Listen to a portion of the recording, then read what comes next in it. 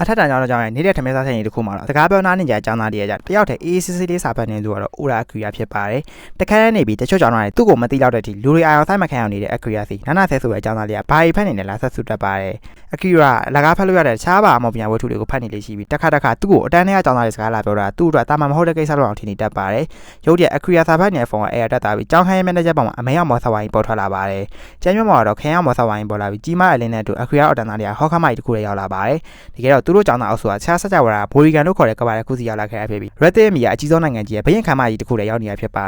ယ်ဘရင်ကြီးကတခြားကဘာအကြောင်းအုပ်စုသူစင်းခေါ်လာတာဖြစ်ကြောင်းနဲ့ဘယ်ရောက်နေတဲ့ဆိုတော့ပြောပြပါတယ်မိုရီယန်ကဘာကြီးပေါ်လူသားမျိုးနွယ်တွေကနတ်ဆိုးတွေတိုက်ခိုက်ခြင်းကိုကြုံနေရတာဖြစ်ပြီးနတ်ဆိုးပြန်တက်နိုင်တာတခြားဘာလာတဲ့သူရဲ့ကောင်းမရှိပါတယ်အခုရဒါတွေကတခြားဘာမှဖြစ်နေပဲဆိုပြီးတစ်ချက်လောက်ပြောလိုက်ပါတယ်ဘရင်ကြီးကရောက်လာအကြောင်းသားတွေတယောက်တည်းပဲရှိတဲ့သူရဲ့ကောဘာလို့လဲကြည့်ဖို့နဲ့မော့ဆက်လောကိုကန်ခိုင်းပါတယ်ဒီကဘာမှာတော့လူတရားလုံးလာဆိုကို state လို့စိတ်တရားရွလိုက်တာနဲ့ဇရာလေးတစ်ခုကိုမြင်နိုင်ပါတယ်ကိုရဲ့အဓိကတာဝန်ထိတ်ဆုံးမှမြင်နေရပြီးတက်လုံစွာအားလည်းပဲတိုက်ခိုက်မှုနဲ့ခုခံမှုဆိုရင်အပုံမပြန်တွေကိုလည်းအဲ့ရဇရာတဲ့အကုန်မြင်နေရပါတယ်ဒါလုံးကိုထိပြီး state လို့ရွမှအားလုံးမြင်ရတာဖြစ်ကကိုစိတ်တွေကနေရွရင်တော့ကိုတရားပဲမြင်ရပါတယ်အကူရာကိုလိုက်ခင်နေတတ်တဲ့နာနာဆယ်ရဲ့တာဝန်လီမောစစ်တီဖြစ်ပြီးအကူရာရဲ့ state ကတော့ကြီးစားလူသက်သမားဖြစ်ပါတယ်တခြားလူတွေ state မှာတိုက်ခိုက်အား120ဝန်းကျင်ပဲရှိမယ်အကူရာတိုက်ခိုက်အား1900ကျော်တော့မို့တခြားလူတွေလည်း10သားလောက်မြင်နေပြီးဘာကြောင့်သူ့ရဲ့ ability အားလုံးကအရင်မြင်နေလဲစဉ်းစားနေပါတယ်အဲ့ချိန်မှာပဲသူတို့ရဲ့အတန်းကောင်းဆောင်ဖြစ်တဲ့စူကားစာတလုံးပေါ်လာတက်လိုက်ပါတယ်စူကားစာဒီနိုင်ငံမျိုးနဲ့သူရဲ့ကောင်းဖြစ်ပြီးတိုက်ခတ်အား1000တိပဲရှိပါတယ်အဲ့ဒါနဲ့မကပဲချား level တွေကလည်းအကွေရာထက်အများကြီးနေရမလို့ဟီယိုထက်မြင့်တဲ့သူရဲ့ ability ကြောင့်အတွေ့များနေပါတယ်ဒီနိုင်ငံရဲ့ဘယံအကွေရာတို့အတန်းသားတွေရဲ့ state တွေကိုစစ်နေရဖြစ်ပြီးအကွေရာတော့ဟီယိုထက်များတဲ့သူ့ state ကိုမပြတ်တဲ့အောင်ဆိုပြီးမော်စွားတစ်ခုထုတ်သုံးပ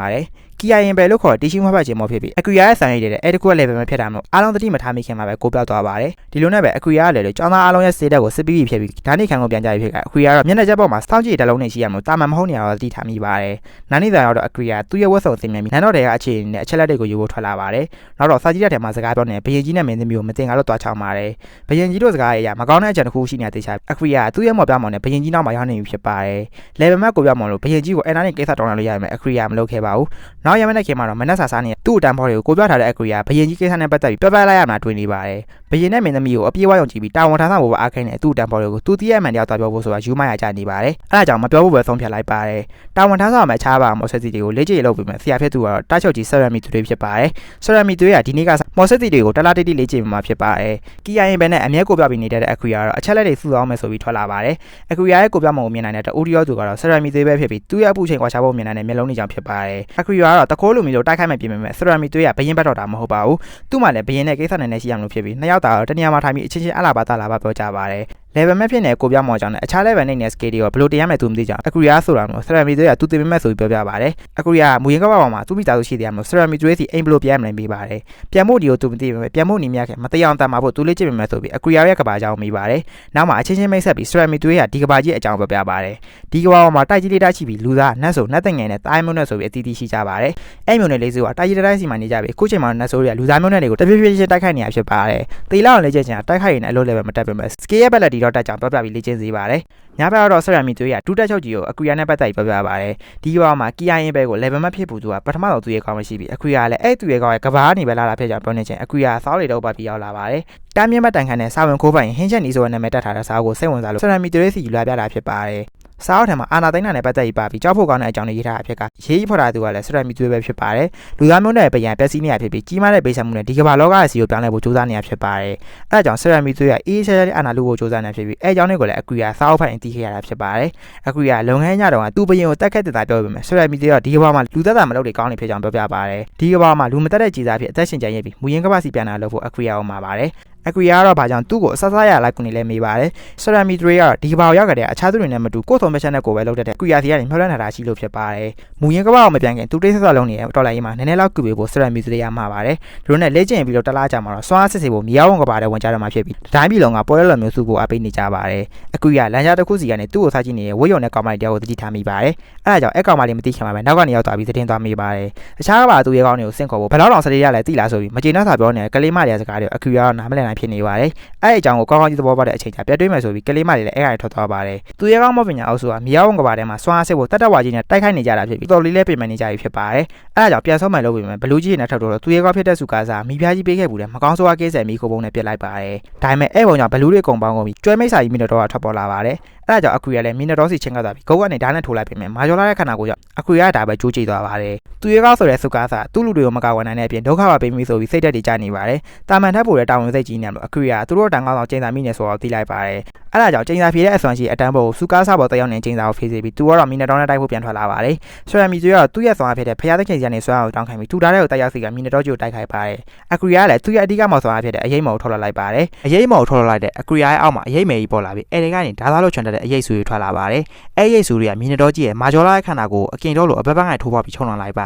ယ်နောက်တော့အရေးနဲ့တဲ့ကိုတဖြည်းဖြည်းချင်းဆွဲထည့်သွားပြီးခေါင်းသားရောက်မှာအောက်ကရိတ်ကောင်ပိတ်ချလိုက်ကမီနတော်ကြီးလည်းဘွားကူသွားပါတယ်အကူရရဲ့ရိတ်မော်က level နဲ့ညံလို့စွမ်းအားကိုမထည့်ချုံနိုင်ဖြစ်နေပြီးကိုစွမ်းတဲ့ကိုတိုင်ပိုက်နေချိန်ဆရမီသူရဲ့နောက်ကနေရောက်လာပြီးစိတ်ညစ်ထားဖို့လာပြောပါတယ်ဆရမီသူရဲ့ကိုညင်မှုနဲ့အရေးမော်ကိုပြန်ရုပ်သိမ်းနိုင်ခဲ့ပြီးအကူရကတော်တော်လေးပြင်ပန်းသွားပါတယ်လေ့ကျင့်တုံးတွေကတိုင်ပိုက်နေရဖြစ်ပြီးတော်တော်လေးစွမ်းအားကြီးတဲ့မော်ဖြစ်ကထင်းချုပ်ဖို့အတွက်အရာနဲ့နေရဖြစ်ပါတယ်နောက်တော့ဆရမီသူရဲ့အရင်ခေတ်ကသူရဲ့ကောင်းကြီးသုံးခဲ့တာတခြားအကူရကိုလာပေးပါတယ်လျှို့ဝဲလက်နဲ့ယုံနေခိုးလာခဲ့လက်နဲ့ဖြစ်ပြီးဒါရဲ့နာမည်ကတော့ယေတိုနိုကမီဖြစ်ပါတယ်ဒါအောင်မှာတော့အနာဂတ်ကသူ့ရဲ့ဂျူနီယာတွေကိုကူညီဖို့ဆူတောင်းရင်းဆိုတဲ့စာကိုလည်းဂျပန်လုံးထွန်းထုတ်ထားပါတယ်အကူရတို့ရဲ့သူရဲ့ကောင်ဖြစ်သူကတော်တော်လေးစွမ်းအားကြီးရဲ့ကျင်းစာနဲ့ချုံနှောင်ခံထားတာဖြစ်ပြီးခုချိန်ဒီဖြုံးမရဖြစ်နေပါတယ်တေချာပေါစွမ်းအားကြီးရဲ့ကျင်းစာမင်းသမီးပဲလုံးနိုင်ကြောင်းစထရမီတွေကပြောရတယ်အကူရလည်းညဘက်ကြီးမင်းသမီးအခန်းထဲရောက်လာပါတယ်မင်းသမီးကစူကားစာကိုထိရုပ်ခံဖြစ်ပါလေသူရဲ့ကောင်အတူဖြစ်ပါလေဆိုပြီးကျင်းစာတိုင်းနေချိန်အကူရကကျင်းစာနဲ့ဆက်နေတာတဲ့တလင်းကြောက်တော့ခိုးပြတ်လိုက်ပါတယ်နောက်တော့ဘာကြောင့်ခုလိုလောက်ရလဲမေးပြီးမင်းသမီးကတော့ဘရင်တွက်ဆိုပြီးပဲဖြစ်ပါတယ်အကူရလည်းမင်းများရဲ့ဆုံးအကနေထွက်လာပါတယ်မင်းသမီးမှာစူကားစာလို့စစ်တဲ့စစ်တာအတန်းသားအားလုံးပဲကျင်းစာတလင်းကြောက်တော့နေရှိနေပါတယ်အကူရတော့သူ့ဆရာစီကျင်းစာကြောက်တော့နဲ့ပတ်သက်ပြီးလာပြပါတယ်မင်းသမီးရဲ့အကြောင်းကိုတီးပြီးသားဖြစ်တဲ့တက်ချုပ်ကြီးကတော့အကူရကိုမျက်နှာပြလိုက်သေးလားမေးပါတယ်အကူရရဲ့စေတာကသူတို့စီမရှိအောင်ကျင်းစာကောလုံးပြနိုင်ပေမဲ့နန်းတော်ထဲမှာအိမ်မယ်ဆိုအသက်အငယ်ရှိနေကြပြောပြပါတယ်ကျင်းစာနဲ့ထင်ကျုံမြရင်လိုက်တနာနာလို့ဖြစ်ပြီးအကူရကတော့သူ့ရဲ့တတိလလုံးမှုတော့မစူးလားမေးပါတယ်လူငယ်တဘာဝယူမိကြတော့လူကြီးတွေက follow လိုက်ပေးရမှာပေါ့လို့ပြောတော့အကူရသူ့ရဲ့မွေးကပါမှာလဲဆရာမီတို့လူကြီးမျိုးလို့ရှင်မိကြပြောနေပါတယ်ဒီလိုနဲ့ညဘက်ကိုနန်းတော်ပြင်မှာအိတ်တဲ့အကူရမနက်မိုးလင်းတော့လူတွေရုပ်သက်ဖြစ်နေတဲ့နေရာကိုအပြေးသွားပါတယ်သူမြင်လိုက်ရတာတော့ရင်ဘက်ကဓာတ်တိုင်းရနဲ့သူ့ဆရာအလောင်းဖြစ်ပြီးအဲ့ဒါအကူရရဲ့ဓာတ်မလို့အားလုံးကဝိုင်းဆွဆွဲနေပါတယ်တကယ်တော့အကူရရဲ့ဓာတ်မီနတော်နဲ့တိုက်ခိုက်တော့ကျိုးသွားခဲ့ပြီဖြစ်တာကိုအားလုံးကမြင်လိုက်ကြရမယ်ခုချိန်မှာဆွဆွဲနေရမင်းသမီးရဲ့ချိန်စာနဲ့ပယောကမကင်းဘူးဆိုတော့သိလိုက်ပါတယ်ဘင်းကြီးတော့တက်ချုပ်ကိုတက်တဲ့ရာဇဝတ်သားကိုအပြစ်ပေးဖို့အမိတ်ပေးချိန်မှာပဲအကူရကီယိုင်ပဲနဲ့ကိုပြောပြီးအဲ့နေရာကနေရှောင်ထွက်လာရပါတယ်နောက်တော့ဒူးတဲ့ချုပ်ကြီးဆန်ရဲ့နောက်ကနေအတန်ပြီးတော့ဒူးတဲ့ချုပ်ကဘရင်ကြီးရဲ့လောက်ကျန်ရဲ့အဖွဲ့ကဆရာမီတို့တာတာကြောင့်နဲ့အကူရလည်းချိန်လာကြပြောပြပါတယ်ထွက်ပြေးဖို့အတွက်ပါပြင်ဆင်ပေးတာကြောင့်ပြောတော့အကူရလည်းအထောက်ဆွဲပြီးနန်းတော်ထဲကနေထွက်ပြေးလာခဲ့ပါတယ်ဘရင်ကြီးကအရှိရက်ကိုစိတ်ညစ်ဖို့ပြင်ဆင်နေပြီးစင့်ခေါ်လာတဲ့ကလေးတွေကိုအတောင်ချမှဖြစ်ကထွက်ပြေးသွားတဲ့ကောင်လေးကိုလိုက်တတ်ဖို့သူ့ရဲ့လောက်ကျန်ရဲ့တပ်ဖွဲ့တွေကိုလည်းဆေးလွတ်ထားပြီးဖြစ်ပါတယ်ဆရာမီတို့ရဲ့မသိခင်တော့အကူရကိုပြောပြဖို့ရရှိပါတယ်ဒါဆိုတစ်ခုကြာရင်ထွက်ပြေးပုံချမယ်ဆိုရင်မီယာဦးကကန်တီနိုမီကျူကအကောင်းဆုံးဖြစ်ကြောင်းနဲ့အထက်မှတတ်မှပြီးအနေရှိရဲ့မကောင်းဆိုးဝါးတွေတွေ့နိုင်ပါတယ်အဲ့မကောင်းဆိုးဝါးတွေကိုတိုက်ခိုက်နိုင်ပြီးအလုံးလည်းပဲတိုင်းတယ်လို့ချမတပ်ဖက်ရေးစကေးကိုတင်နိုင်ရင်အနက်အတန်နဲ့ကိုဘူးချင်းကိုပါဖတ်ထားနိုင်တဲ့အထိအစွမ်းထက်လာမှာဖြစ်ပါတယ်မီယာဦးကပါနံပါတ်လာတဲ့အထက်တွေရှိပြီးတစ်ထက်ချင်းစီတိုင်းမှာ boss တက်ကောင်စီရှိကသူတို့ကိုတက်ပြီးကိုယ့်ရဲ့ scale တွေကို level မြင့်ရမှာဖြစ်ပါတယ် scale level တရားဖြစ်တာ special scale တစ်ခုရမှာဖြစ်ပြီး SK နဲ့ဆိုရှင်းသန်နိုင်ဖို့အာမခံကြောင်း Ceramic 3ကပြောပြပူပါတယ်အဲ့ဒါကြောင့်ခုချိန်မှာတော့အကူရ69ထောက်ရောက်နေဖြစ်ပြီးရှင်ရွှေတိတေးမီဖြစ်မဲ့ boss ရှိမဲ့အခန်းတစ်ခုတည်းဝင်လာပါတယ်အထဲမှာတော့ကြက်တစ်မကောင်ဆိုတာရင်းနဲ့စတော့ပြီးအကူရတော်တော်လေးရင်းနေနေပါတယ်အဲ့ဒါကြောင့်တေးလို့မရဘူးဆိုပြီးသူ့ရဲ့ရေးမော်ထုတ်လိုက်ပါတယ်အရေးမော်အကူရကောင်းကောင်းမထရောက်နိုင်သေးပေမဲ့တော်တော်လေးစွမ်းအားကြီးမကောင်ဆိုတာကြီးကို AC နိုင်ယူလိုက်ပါတယ်ဒဏ်ရာကြောင့်အကူရသတိမေ့သွားပေမဲ့အသက်ဝင်နေတဲ့အရေးမော်အလုံးလုံးနိုင်သေးပြီးအကူရကိုပြန်လဲကုသားခြင်းမှာလုပ်ပေးနေပါတယ်နန်းတော်ထဲမှာရှိတဲ့သူ့ရဲ့ကောင်းတို့အုပ်စုလည်းချိန်သာပြေသွားပြီဖြစ်တဲ့သူ့ရဲ့ကောင်းစုကစားနသိုးပြင်းကိုတာတက်ဖို့ပြောပေမဲ့လူများစုကသူတို့ဆရာတက်ခံရတဲ့ပတ်သက်ပြီးတာဝန်ကိုအင်တင်လုပ်နေပါတယ်အကြောင်းကတော့မင်းသမီးချိန်သာကြောင့်ဖြစ်ပြီးအနေစုကတော့အကြောင်းမျိုးပဲကျင်းစာကနေလုကင်းလာသူတွေရှိပါသေးတယ်သူတို့ကတော့သူရဲ့ကောင်းတဲ့စကားကိုထောက်ခံကြပြီးဘရင်ကြီးမသိခင်နန်းတော်ထဲကနေခိုးထွက်လာခဲ့ကြပါတယ်ချိန်သာဖြေတဲ့ကောင်မလေးအမာရီယာရှီဇူကသူ့ရဲ့ဆောင်အားကြောင့်ချိန်သာကိုကွာနိုင်ခဲ့တာဖြစ်ပြီးကျန်တဲ့သူတွေကတော့အစာဟိနာကျိုစကေကြောင့်ချိန်သာရဲ့လွတ်မြောက်ခဲ့တာဖြစ်ပါတယ်ကျိုစကေကသူ့ဘာလုပ်ခဲ့တဲ့တေချာမမှတ်မိပေမဲ့ဘယ်ရောက်လာမှမသိတဲ့ဒါနဲ့တလင်းကြောက်တွေကိုဖျက်ဆီးခဲ့ပူပါအောင်မှတ်မိနေပါတယ်အဲဒါကြောင့်လည်းသူ့လိုချိုချိန်သာကလွတ်မြောက်ခဲ့တာကိုသိနေပါတယ်တကယ်တော့ဒူတက်ချုပ်ကြီးဆန်ရဲ့ဆောင်အားအခြားသူကိုစေခါနိုင်တာဖြစ်ပြီးချိန်သာထက်မျက်နှာလို့ချိန်သာမိနယ်ကျိုစကေကိုတလင်းကြောက်တွေဖျက်ဆီးဖို့စေခိုင်းခဲ့တာဖြစ်ပါတယ်အဲဒါကြောင့်သူ့ရဲ့ကောင်းတဲ့သူ့လိုချိုလွတ်မြောက်အောင်နောက်ကိုကိုင်းလမ်းကြောက်တက်ပေးခဲ့ဒူတက်ချုပ်ကြီးဆန်ဆိုလည်းမမှားပါဘူးတစ်ဖက်ကအရေးမော်ကူတာချင်းနဲ့သတိပြန်လဲလာတဲ့အခရီးကကျိုစကေနဲ့ပတ်သက်ပြီးအတိတ်ကကိစ္စတစ်ခုကိုမြင်အောင်ပြီးနိုးလာပါတယ်သူ့ရဲ့စီတက်ကိုစစ်ကြည့်တော့1200ပဲရှိတဲ့တိုက်ခိုက်အား1800တိတက်သွားပြီးကြီးကြီးမားမားတိုင်ရလိုက်ပေမဲ့အများကြီးပြန်ကောင်းလို့ဘာကြောင့်လဲစဉ်းစားနေပါတယ် level 3ပဲရှိတဲ့အရေးမော်က level 5တိရောက်သွားခဲ့တာဖြစ်ပြီးအကူရကတော့မာတင်နီရှိဆက်မယ်ဆိုပြီးဝင်ကဘာသားမဲ့ဆက်ဆင်လာခဲ့ပါတယ်85ထိုက်ရောက်မှာတော့အကူရရှိ smart တစ်လုံးပြောကြလာပါတယ်အထဲမှာတော့အဖြူရောင်ဝက်ဆောင်နဲ့30မိနစ်နဲ့တကယ်မှလေးတယောက်ဖြစ်ပြီးသူ့နာမည်ကတော့ Amelia Roscott ဖြစ်ပါတယ်အကူရဘာဖြစ်ခဲ့လဲဆိုတော့တရားဖို့တစ်ခါမှမတုံးဘူးတဲ့ skill တစ်ခုကိုထုတ်သုံးပါတယ် SK ကိုကဘာမျက်စိလို့ခေါ်ပြီးတစ်ဖက်လူရဲ့ state နဲ့အတူအားနဲ့ချက်အားသာချက်နဲ့အန်ဒီအားလုံးကိုမြင်လာတာဖြစ်ပြီးအကူရ level နဲ့နေရာမှာအန်ဒီရှိရတယ်ကိုမြင်လာတဲ့အချိန်ချက်ချင်းပဲ SK ကိုပိ ပိတ်သိမ်းလိုက်ပါတယ်အဲ့ချိန်မှာပဲအမီလီယာတတိပြန်လာပြီးသူ့မှာလည်းကဘာမက်ဆီရှမ်လို့အကွီယာနာမည်ကိုသိနေပါတယ်အမီလီယာဖမ်းနေယူလို့အရာနဲ့နေရာဖြစ်ပြီးအကွီယာတော့ရရှိမဲ့69တန်းမြောက်ကိုပြန်ခေါ်လာခဲ့ပါတယ်နေမကောင်းတဲ့တငယ်မလေးကိုပြုစုပေးရင်အကွီယာတယောက်တည်းအိတ်ဆက်နာယူလိုက်ပါတယ်အမီလီယာခြေသားချမ်းမြင့်ကြီးပေါ်မှာအကွီယာပေးတဲ့ဆောင်ပါလေးနဲ့အိတ်နေရမယ်နှွေးထွေးမှုကိုတော့ကောက်ကောင်းကြီးခံစားမိနေပါတယ်နောက်တော့အကွီယာသူ့ skill level ကိုတင်ဖို့အောက်ထပ်ကိုထပ်ဆင်းလာခဲ့ပြီးအထက်80ကိုရောက်နေပြီဖြစ်ကအမီလီယာလည်းနောက်ကလိုက်လာပါတယ်ဒါလိုနဲ့ boss အခန်းထဲရောက်မှာတော့အထက်80ရာ boss ကနဂါနဲ့ရီတကောင်ဖြစ်နေပြီးအကွီယာကိုပြပြီးနဂါကြီးရဲ့တိုက်ချက်တွေကိုရှောင်တိန်နေပါတယ်အမီလီယာတက်ခတ်စကီက gravity ဖြစ်ပြီးနဂါကြီးကိုဝိန်းနေဖိချပါတယ်နဂါကြီးကမော်ဆွားထောက်လာနိုင်တာမလို့ KI ပဲနဲ့ကိုပြောနေတဲ့အကွီယာကိုတိုက်ခိုက်လိုက်နိုင်ပါတယ်အမီလီယာကတော့မော်ဆွားကိုဘေးပတ်ဝန်းကျင်နဲ့ညီအောင်လုပ်ဖို့ပြောနေပေမဲ့လူသားတယောက်ဖြစ်တဲ့အကွီယာတော့ခက်ခဲလို့နေပါတယ်အဲဒါကြောင့်အရေးမော်ထုတ်လို့ပြီးနဂါကြီးရဲ့နဖူးပေါ်ကတတိယမျက်လုံးကိုဓာတ်နဲ့ထိုးဆိုင်ပလိုက်ပါတယ်ပြီးတဲ့အပိုင်းမှာအကွီယာနိုင်ယူလိုက်တဲ့နဂါကြီးကအကြောင်းနဲ့အဖြစ်ပုံစံပြောင်းသွားပါတယ်ကြောင်းနဲ့ကြီးမှာဟန်ရှင်းဆိုတဲ့ပုံမှန်နဲ့အပိုစကေးတကူရှိပြီးမသေးသေးပေမဲ့တော်တော်လေးအားနေနေအောင်အမီလီယာကဘာမက်ဆီတုံးပြီးကြည့်လိုက်ပါတယ်နာမည်ကလည်း Black Cat ကြောင်းနဲ့ပဲဖြစ်ပြီးစကားလည်းပြောနိုင်ပါတယ်ကျောင်းသားကမကောင်းဆိုးဝါးပရင်ဖန်ဆထားတဲ့အသိဉာဏ်မြင်ပြီးသားမျိုးဖြစ်ပါတယ်။စကားပြောရင်ကြိတ်ကက်ကန်နဲ့အထက်စီရပတ်တက်ပြီးအကူရစီရှုံးတာမျိုးသိဖို့လည်းအသင်ဖြစ်နေပါတယ်။မကောင်းဆိုးဝါးပရင်ကအကူရကိုသိနေပြီးကျောင်းသားကြီးနဲ့စကားတခွန်းမာလိုက်ပါတယ်။ဗိုကန်နိုဆိုတဲ့မိစ္ဆာရင်းရဲ့တိုက်ကြီးတဲ့မကောင်းဆိုးဝါးပရင်နန်းတော့မှစောင့်နေမယ်ဆိုပြီးမာလိုက်တာဖြစ်ကအကူရကတော့မကောင်းဆိုးဝါးပရင်ကဘာလို့သူ့ကိုသိနေလဲထူးဆန်းနေပါတယ်။ကျောင်းသားကတော့သူ့တော်ဝင်ပြီးရင်လို့တတ်လိုက်ဖို့ပြောရမယ်အကူရကညင်ပါတယ်။မိစ္ဆာတွေကိုအားလုံးကရန်သူလို့မြင်နေတဲ့ဒီကဘာကြီးထဲမှာရန်သူအစ်စ်ကဘလူးလဲဆိုတာအကူရသိနေတယ်လို့ကျောင်းသားကိုမတတ်တာဖြစ်ပါတယ်။ဒီဝန်ကဘာထဲမှာတော့ boss ကိုမတက်ရင်နောက်တကာတစ်ချက်ကမပွင့်ကြောင်နဲ့နောက်ပြန်လဲလို့လည်းမရကြောင်အမီလီယာတတိပေးပါတယ်တကားမုံဖို့ဆိုနီလန်တစ်ခုပဲရှိပါတယ်ဒီထက် boss ကိုတခင်တပည့်ဖြစ်အပေးယူလောက်မှာဖြစ်ပြီးကြောင်နဲ့အကူရတပည့်ဖြစ်လာမှာနောက်တစ်ဆင့်ကိုတက်လာနိုင်မှာဖြစ်ပါတယ်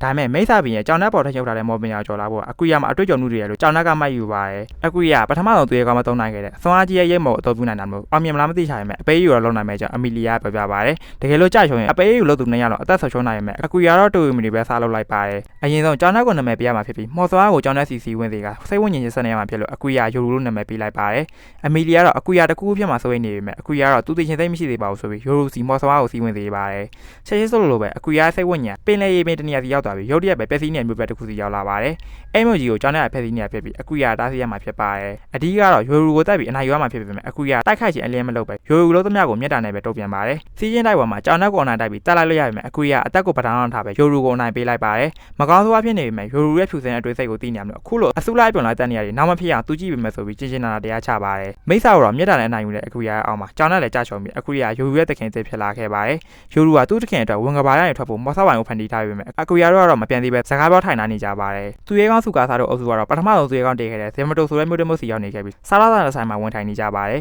်သူတို့ရဲ့တာဝန်အတွက်ဆွေးနွေးနေကြပြီးငွေကြေးနဲ့ဒီဘာကြီးအချက်လက်တွေကိုရှာဖွေပြီးရင်နတ်ဆိုးဘရင်ကိုတတ်နိုင်ပါကသူတို့အိမ်ပြန်နိုင်မယ်လို့ကောက်ချက်ချတာပါတယ်ဘရင်ကြီးနဲ့မင်းသမီးကသူတို့ကိုဆင့်ခေါ်တာအောင်လို့ပြန်လဲပို့နိုင်မယ်လို့ယုံကြည်ကနတ်ဆိုးဘရင်ကိုတက်ပြီးကောင်းကောက်ပြရဲ့အိမ်ရပို့ကိုအပေးယူတော့မှာဖြစ်ပါတယ်အဲဒါကြောင့်ငွေနဲ့အချက်လက်တွေကိုရရင်မိသားစုကိုသွားချင်းကြောင့်စူကားစားပြောပေမဲ့ကျူစကဲကတော့အကူရကိုအရင်ရှာတဲ့ညာပြောပြပါတယ်အကူရသူတို့ထက်အဆင့်နေအများကြီးတာနေမယ်ဆိုတော့စိတ်တရားသိနေပြီးမိသားစုကိုတိုက်ဖို့ကအကူရကိုလည်းလိုအပ်ပါတယ်ဒီမျိုးကိုအကူရလာဖို့ဖြစ်နိုင်ချေများတာကိုကျူစကဲကစိတ်တရားခံစားမိနေကြောင်းနဲ့သူ့ကိုဆောင်ကြဖို့ပြောပါတယ်ဒါပေမဲ့စူကားစားမူလာတိုင်းကလေးအတန်းထုခဲ့ရတာခုတီသူ့ကိုမမမိရမလို့အကူရနဲ့ပူပေါင်းလို့ဆိုတော့ခက်ခဲမဲ့ကြောင်းပြောပြပါတယ်နတ်ဆိုးဘရင်ကိုတိုက်ဖို့ဆိုအကူရလည်းပါဖို့လိုရမလို့စူကားစားကဒီမျိုးမှာပဲသူ့ကို level နဲ့ရှင်းနိုင်တယ်မကောင်းဆိုးကတော့တိုက်ခိုက်နေခြင်းဒီပဲအကူရကိုဆောင်ကြဖို့တူလူတွေပြောပြနေပါတယ်တစ်ဖက်မှာတော့အမီလီယာသူ့ဘဝကြောင့်ရင်ဖွင့်နေပါတယ်အမီလီယာနတ်တဲ့ငယ်ပင်ရဲ့တမီးရောနှစ်ပါးရတာပါဖြစ်ပြီးတော်ဝယ်မျိုးနဲ့ဖြစ်ပေမဲ့ဘဝသက်ကြောင့်တော့တိတ်မလာပါဘူးအကြမ်းတစ်ခုကြောင့်ညီမဖြစ်သူနဲ့ပြဿနာဖြစ်ပြီးနန်းတော်စီရိုင်းထွက်ပြေးနေကြရတာဖြစ်ပါတယ်တနေရာရောက်မှာတော့ smile နေဝမ်းမြောက်တာခံရတာဖြစ်ပြီးအခုနေရာရောက်လာခဲ့တာဖြစ်ပါတယ်အမီလီယာကဘာကြောင့်နေအကူရနဲ့ဆုံတွေ့ခွင့်ပေးလို့ smile ကိုကျေးဇူးတင်စကားပြောနေပေမဲ့အကူရကတော့မဟုတ်ကမပြောပဲကိုနိုင်ကိုပြန်ပြီးကိစ္စတွေကိုတွားရှင်းဖို့ပြောနေပါတယ်မိသားစုကိစ္စမလို့ဘာဖြစ်လဲသူမသိပေမဲ့ကိုမိသားစုနဲ့ကိုတင်းမြောက်နေဖို့နဲ့သူ့မှာလည်းဗဒါကပါအောင်မှာတော့ညီမလေးရှိကြောင်ပြောပြပါတယ်အကူရကသူ့ညီမလေးကိုရန်ချစ်ပြီးညီမဖြစ်သူကလည်းသူ့ကိုပေါ်ဆိုလိမ္မာနားလဲပေးပါတယ်အဖေမရှိရောက်ပေမဲ့သူတို့သားမိတုံကတော့အမြဲတင်းမြောက်နေကြောင်းနဲ့အခုလည်းရန်တွေ့ရှင်ကြောင်ပြောပြနေပါတယ်ဒါပေမဲ့အကူရသူ့အိမ်ပြန်ဖို့မစင်စားခင်ဒီကဘာမှာသူခင်ခဲ့နက်နက်ရှာပေါက်ခဲ့ဘူးလေဆရာဖေးသူစရက်မီတွေလက်သားရှိဖို့ပဲသူစုနေပါတယ်သူ့ဆရာတက်ခံရတာတွေကိုတွေးမိတိုင်းဒေါ်သားတွေကဆောင်းဝါးနဲ့တူပေါက်ကိုထွက်လာပြီးအမီလီယာတတိကဖို့အော်ပြောလိုက်ပါတယ်အကူရနဲ့ယိုရူကဝိညာဉ်ရဲ့ဆက်သက်တာလို့တယောက်တည်းနောက်လိုက်တင်မှာဖြစ်ပြီးဘလောက်ဝင်းနေပါစိတ်တွေကနေဆက်သွယ်နိုင်ပါတယ်အမီလီယာတော့ယိုရူကိုမလာလို့ကြောင်းတီတိုပြောဆိုနေပါတယ်ယိုရူဖွင့်လာတဲ့မော်ဆော့ဝိုင်းတကအပြာနူးမှဖြစ်ပြီးတွားချင်းသူရဲ့စိတ်တွေကနေရာကိုပို့ဆောင်ပေးနိုင်တယ်လို့ထန်တာရှိပါတယ်အမီလီယာတော့အကူရနဲ့ဆိုဘယ်နေနေလိုက်ဖို့အသိရှိအောင်ပြောနေချင်အကူရမူရင်းကပါကနွေးထွေးရဲ့သူ့အိမ်လေးကိုစိတ်ထဲတွေးမိလိုက်ပါတယ်ဒါပေမဲ့ဒီကဘာမှာလောက်ဆရာကိစ္စလေးရှိတယ်မို့အဲ့တွေးပဲတနေရာကိုရောက်လာခဲ့ပါတယ်သူတို့ရောက်လာတဲ့နေရာမဟာသိပင်ရှိတဲ့နတ်တငယ်တွေနဲ့မိတယ်ဖြစ်ပြီးတိုက်ကြီးတိုက်ပါချပြီးရောက်လာခဲ့တာဖြစ်ပါတယ်စိတ်နဲ့ဆိုပြီးတာလာတဲ့နေရာမှာအကူရသဘောကျနေပေမဲ့အမီလီယာတော့ကြောက်ရွံ့မှုနဲ့ပြင်းနေပါတယ်အဲ့ချိန်မှာအပင်တွေပွားနေမြားတဲ့စင်ကအမီလီယာစီတိုးဝင်လာပေမဲ့အကူရကောက်ွယ်ပေးထားပါတယ်မြားလာတဲ့တစ်ပင်ပေါ်ကနတ်တငယ်တောင်စီအကူရရောက်သွားပြီးလှုပ်ရင်လည်းဖက်ပြမယ်ဆိုတာကိုနန်းနဲ့ထောက်ထားပါတယ်အမီလီယာကိုမှန်းနဲ့ပြဖို့ရောက်လာတဲ့သူကတော့နတ်တငယ်တိုင်းမီရဲ့စိတ်ရေးတိုင်းပင်ငံပုတ်ကိုလီယံပဲဖြစ်ပါတယ်အမီလီ လီယာကိုနိုင်ငံဆုတ်ပြတ်မှုနဲ့မင်းသမီးတော်မဟုတ်တော့ဘာညာနဲ့အားချောင်းနေပေမဲ့အကူရစကားများနယ်ပဲကိုတတိပါမီအောင်ဆုံးမပေးလိုက်ပါတယ်အဲ့ချိန်လေးအတွင်းမှာပဲနတ်ငယ်စစ်တီကျော်ကအကူရတော့3ဝါကိုဝိုင်းထားပြီးဖြစ်ပြီးနောက်ကနေရောက်လာတဲ့သပင်ဝါအောင်နဲ့ဒီကောင်မလေးကကီလီကာဖြစ်ပါတယ်ကီလီကာအမီလီယာညီမဖြစ်ပြီးသူ့အမကိုအမုန်းကြီးမုန်းနေသူဖြစ်ကညီမပေါ်ထားတဲ့အမုန်းတွေကိုဘေးရအကူရတော့ခံစားမိနေပါတယ်အရင်တော့ကနတ်ငယ်တိုင်းမီရဲ့ထီနယ်ရှာရကိုဆက်ခံမဲ့မင်းသမီးကအမီလီယာဖြစ်ပြီးအားလုံးကလည်းကီလီကာထက်အမီလီယာကိုပိုချစ်ကြပါတယ်ကီလီကာသူ့ရဲ့တိုက်ခိုက်ရေးစွမ်းရည်ကိုဓာတ်သွေးလိုအမြဲသွေးနေလေးရှိပြီးလီယန်ကိုတော့နိုင်နဲ့ထိတတ်မှာပါတယ်တနေ့မှာတော့လီယန်အပါဝင်အမီလီယာရဲ့ဘေးအမြဲဝေးရနေတဲ့နတ်ငယ်စစ်တီကျော်ကရုပ်ကြီးစို့လို့ကီလီကာနားလိုက်တွေဖြစ်ကုန်ပါတယ်နောက်တော့အမီလီယာခွင့်လွတ်မရနိုင်တဲ့အပြစ်ကိုလုပ်လို့ဆိုပြီးနတ်တော်ကနေမောင်းထုတ်ခဲ့ပါတယ်နတ်ငယ်မျိုးနွယ်ရာဇဝင်မှာအမွာလေးဝေးလာပြီးတယောက်ကမိဘနဲ့မတူပဲမွေးလိုက်ရင်အမုန်းခံဆိုလို့တတ်မှတ်ပါတယ်အဲ့လိုကလေးတွေကနိုင်ငံနဲ့လူမျိုးအတွက်ဘေးဆိုးကတ်ဆိုလို့တက်လာတတ်တယ်လို့ရာဇဝင်ရှိရလို့ဖြစ်ပေမဲ့အဲယူဂျီကိုပယ်ထားခဲ့ရနှစ်ပါးတော်ကြာခဲ့ဖြစ်ပါတယ်အမုန်းခံသူဆိုပြီးအမီလီယာကိုအမြဲပြောဆိုနေတဲ့ကီလီကာရဲ့စကားတွေကိုမခံနိုင်တော့တဲ့အကူရနည်းနည်းတော့လုံနေပြီဆိုပြီးဝင်ပြောပါတယ်ကီလီကာကတော့သူ့ရာဇဝတ်သားကိုကောက်ွယ်ပေးရအောင်မင်းရပါကောင်လည်းမေးတော့လမ်းကျုံဝင်လာတဲ့လောက်ကျန်သူလို့အကူရဖြေပါတယ်အမီလီယာရာဇဝတ်သားလို့ပြောရအောင်သူကဘာလို့ထားလဲမေးတော့ကီလီကာသူ့လက်ကအစိတ်ဝေနေတာကိုထုတ်ပြပါတယ်အမီလီယာအစိတ်ကိုဆေးလို့ပြောပြီးလောက်ကြံမှုစူးစမ်းရမလို့တော်ဝင်မျိုးနဲ့ကိုလောက်ကြံမှုစူးစမ်းရင်အချင်းချင်းတော်ပြေးမှုမှကြောင့်ကီလီကာပလီပလာပြောနေပါတယ်နောက်တော့အကူရစီကလာပြီးမီရူခေါ်တဲ့ညှို့ယူခြင်းမဟုတ်တော့ကအကူရမျက်လုံးကနေညှို့ယူလိုက်ပါတယ်တသက်နဲ့တကူကီလီကာပေါ်ဒေါ်လာမထပ်ဘူးတဲ့အမီလီယာဒေါ်လာတွေထွက်နေပြီးအကူရပေါ်ကညှို့ယူခြင်းကိုခုချက်ချင်းဖြတ်ပေးဖို့အတွင်းထဲကဒေါ်လာတွေနဲ့စပြောပါတယ်ဘာတွေတွေးပြီးဘာလုပ်မယ်ဆိုတာအကူရကိုယ်တိုင်ဆုံးဖြတ်မှာမလို့ခုချက်ချင်းဖဲဆိုပြီးအော်ပြောနေခြင်းအကူရကတော့ကီလီကာရဲ့ညှို့ယူခြင်းမဟုတ်မဖြုံပါဘူးအကြောင်းကတော့ကီလီကာနဲ့အကူရ level အများကြီးกว่าတာမျိုးဖြစ်ပြီးအကူရကတော့အမီလီယာကိုတောင်းမှမို့ကီလီကာကိုမှာပါတယ်အမီလီယာကိုညီမပေါ်လောက်ကျန်တာမျိုးလုပ်ဖို့ဆိုမဖြစ်နိုင်ကြဘူးတော့ဇလန်နေစင်နေတဲ့ကီလီကာဒေါ်လာတွေထွက်ပြီးစစ်တီကိုတိုက်ခိုက်ဖို့မိတ်ပေးလိုက်ပါတယ်အဲ့အချိန်မှာပဲစစ်စေးရပြန်လာတဲ့နတ်ငယ်ပြင်ရောက်လာပါတယ်နတ်ငယ်စစ်တီတို့ကကီလီကာကိုကြိုက်ပြောပေးနေကြတာမျိုးညှို့ယူခြင်းမဟုတ်ဘရင်ကြီးကသတိထားမိသွားပါတယ်ကီလီကာကိုလည်းနောက်မှပြစ်မေးမဲ့အကြောင်းနဲ့သူသမီးရဲ့လို့ထွက်မလို့အောင်တင်မေးထားမဲ့အကြောင်းအကူရကိုတောင်းပန်ပါတယ်အဲ့ဒါကြောင့်ကိစ္စပြီးမလို့ပြန်တော့ဖို့အကူရကိုနင်ထုတ်ပါတယ်ဒီမြေမှာအပြင်လူချေရောက်မပေးရမလို့ဖြစ်ပြီးအမီလီယာကတော့အကူရကိုကြိုက်ပြောပေးနေပါတယ်နတ်ငယ်ပြင်ကအမီလီယာကိုစုံငေါနေတော့အကူရလည်းလူတိုင်းမှာကိုယ့်သဘောနဲ့ကိုစဉ်းစားဆုံးဖြတ်ပိုင်ကိုရှိကြောင်းနဲ့လိုအပ်ရင်အာတော်မီတူးဆန္ဒဖြစ်လာလုပ်ပေးမှဖြစ်ကြောင်းဘရင်ကြီးကိုစိန်ခေါ်လိုက်ပါတယ်ဘရင်ကြီးကတော့တိုက်ခိုက်ဖို့သဘောတူပြီးအနိုင်ရသူရဲ့စကားအတိုင်းလက်ခံမဲ့ပြောကသူ့ရဲ့ကိုယ်စားလှယ်အနေနဲ့ကီလီကာနဲ့တိုက်ခိုက်စီမှာဖြစ်ပါတယ်လက်သက်ငယ်ရဲ့ထုံးစံတိုင်းတိုက်ပွဲကိုမဟာသစ်ပင်ကြီးရှိမှပြုလုပ်ပါတယ်ရှေ့မှာပြောထားသလိုပဲသပင်ရောင်ကမျက်လုံးရောင်မတူတဲ့သူ့ကိုအမုန်းခံရသူလို့ကီလီကာပြောနေတဲ့တခုသောအကြောင်းအရာမနာလို့သိဖြစ်မယ်လို့ယူကပြောပြပါတယ်အကူရကတော့အဲ့သပင်ရောင်နဲ့မျက်လုံးကိုလိုက်ရလို့ထင်ကြပြောပြီးမခိုးတီကိုလည်းအမှတ်ဝင်လိုက်ပါတယ်ကီလီကာနဲ့သက်ငယ်မျိုးနဲ့မှာအတန်မာဆုံးဖြစ်ကြောင်းအမီလီယာသတိပေးပါတယ်အကူရအောင်နိုင်ယူပြီးဘရင်ရုံကြည့်မှုပြန်ရဖို့ကီလီကာကတော့တိုက်ခိုက်မှုကိုအာရုံပေးဆိုင်ထားပါတယ်အကူရကတော့ဓာတ်တော့မထုတ်ပဲဓာတ်ဖုံးနဲ့ပဲချမယ်ဆိုပြီးကီလီကာကိုချိန်မွေးပြတော့ဆီယာမလည်းအောက်သက်နဲ့ခံစားခံနေပါတယ်ဒီလိုနဲ့တိုက်ပွဲစားတော့ကီလီကာစတင်တိုက်ခိုက်ပါတယ်အကူရကတော့ဟိုးချောင်းတီချောင်းနဲ့ကီလီကာကိုအေးဆေးလေးခုခံပါတယ်နောက်တော့ဒဏ်ရာများချင်းအရှုံးပေးလို့ပြောတော့ကီလီကာဒေါ်လာထွက်သွားပြီးသူ့ရဲ့လီမော့စကေကိုထုတ်လာပါတယ်အကူရတိုက်ခိုက်နေတဲ့နှခမ်းအပြုံးနေပြီရင်မကငုံနေတဲ့ကီလီကာကိုသတိထားမိရကြောင်းဘာကြောင့်ငုံနေလဲလမ်းမိပါတယ်သူ့အမတက်ခုံနေတဲ့ညီမလေးကိုပြန်မတဲနိုင်ဘူးလားဆိုပြီးအကူရမေးတော့ကီလီကာသူ့စီကနေအားလုံးလူယူသွားသူတယောက်ကိုဘာကြောင့်ချစ်ပေးနေမှလဲဆိုပြီးဒေါ်လာမီတဖြည်းဖြည်းတောင်းအောင်လာပါတယ်တောင်းလိုက်တဲ့လီမော်ကလည်းပိုပြင်းလာပြီးအကူရတော်တော်လေးထိန်းယူနေရပါတယ်အချိန်ဒီမှာလို့အမီလီယာကကွဲဖို့ယိုရူကိုအမိတ်ပေးလိုက်ပြီးသူကိုယ်တိုင်ကတော့အရေးမုံထုတ်လိုက်ပါတယ်တကယ်တော့အမီလီယာရာဇဝင်တွေကမီကိုဆိုရဲနတ်ဖျားကလေးငယ်ဖြစ်ပြီးမီကိုနတ်ဖျားအေးချချင်းကိုဆောင်ကျင်းတာမလို့အားလုံးကအမီလီယာကိုပိုချစ်ကြပါတယ်အဲ့ချိန်ကနေစလို့တာမန်ကလေးတယောက်ဖြစ်တဲ့ကီလီကာအမီလီယာပေါ်မနာလိုစိတ်ဥတိုစိတ်တွေဖြစ်ပေါ်လာခဲ့ပြီးမုံတီစိတ်ကတဖြည်းဖြည်းချင်းစီးဝင်လာခဲ့တာဖြစ်ပါတယ်ကီလီကာရဲ့အမျက်တော်သားအရန်အောင်တောက်လောက်နေပတ်ဝန်းကျင်ကိုပါထိခိုက်လာခြင်းလီယာရွှေရောင်မော်တက်ကန်တစ်ခုကိုအမီလီယာစီယူလာပေးပါတယ်အဲ့တက်ကန်ကတက်တဲ့ချင်းမော်စွမ်းပိုက်ဆိုင်တကွန်းလုံးကညှို့ခံစစ်တီတို့ကမော်ချုံနောင်ကနေပြက်ပြက်သွားပါတယ်ဘာမှမရှိတော့ဆုံးရှုံးလိုက်ရပြီလို့ခံစားလိုက်ရတဲ့ကီလီကတော့သူ့ရဲ့ဆွမ်းအကုန်ထုတ်လိုက်ပါတယ်ကြီးမားလာတဲ့မော်စွမ်းကကြောင့်အကူရလည်းအရေးမော်ထုတ်ပြီးကီလီကာရဲ့လီမော်တွေကိုဝိုင်းမျိုးပါတယ်အရေးမော်ကမော်စွမ်းနေမှာကပဲကီလီကာစီပါဦးတည်ညာလို့အကူရကတော့သူ့ကိုပြန်စားဖို့အရေးမော်ကိုမိတ်ပေးပါတယ်ခရမ်းရောင်အရေးမော်ကအကူရရဲ့ခန္ဓာကိုယ်မှာကတ်တယ်သွားပြီးဆွမ်းအရန်ကြီးရဲ့မော်ဖြစ်တဲ့ဝင်ကကီလီကာကိုဓာတ်ဖုံးနဲ့ပဲအဝေးကြီးထိလွတ်သွားအောင်တိုက်ထုတ်နိုင်လိုက်ပါတယ်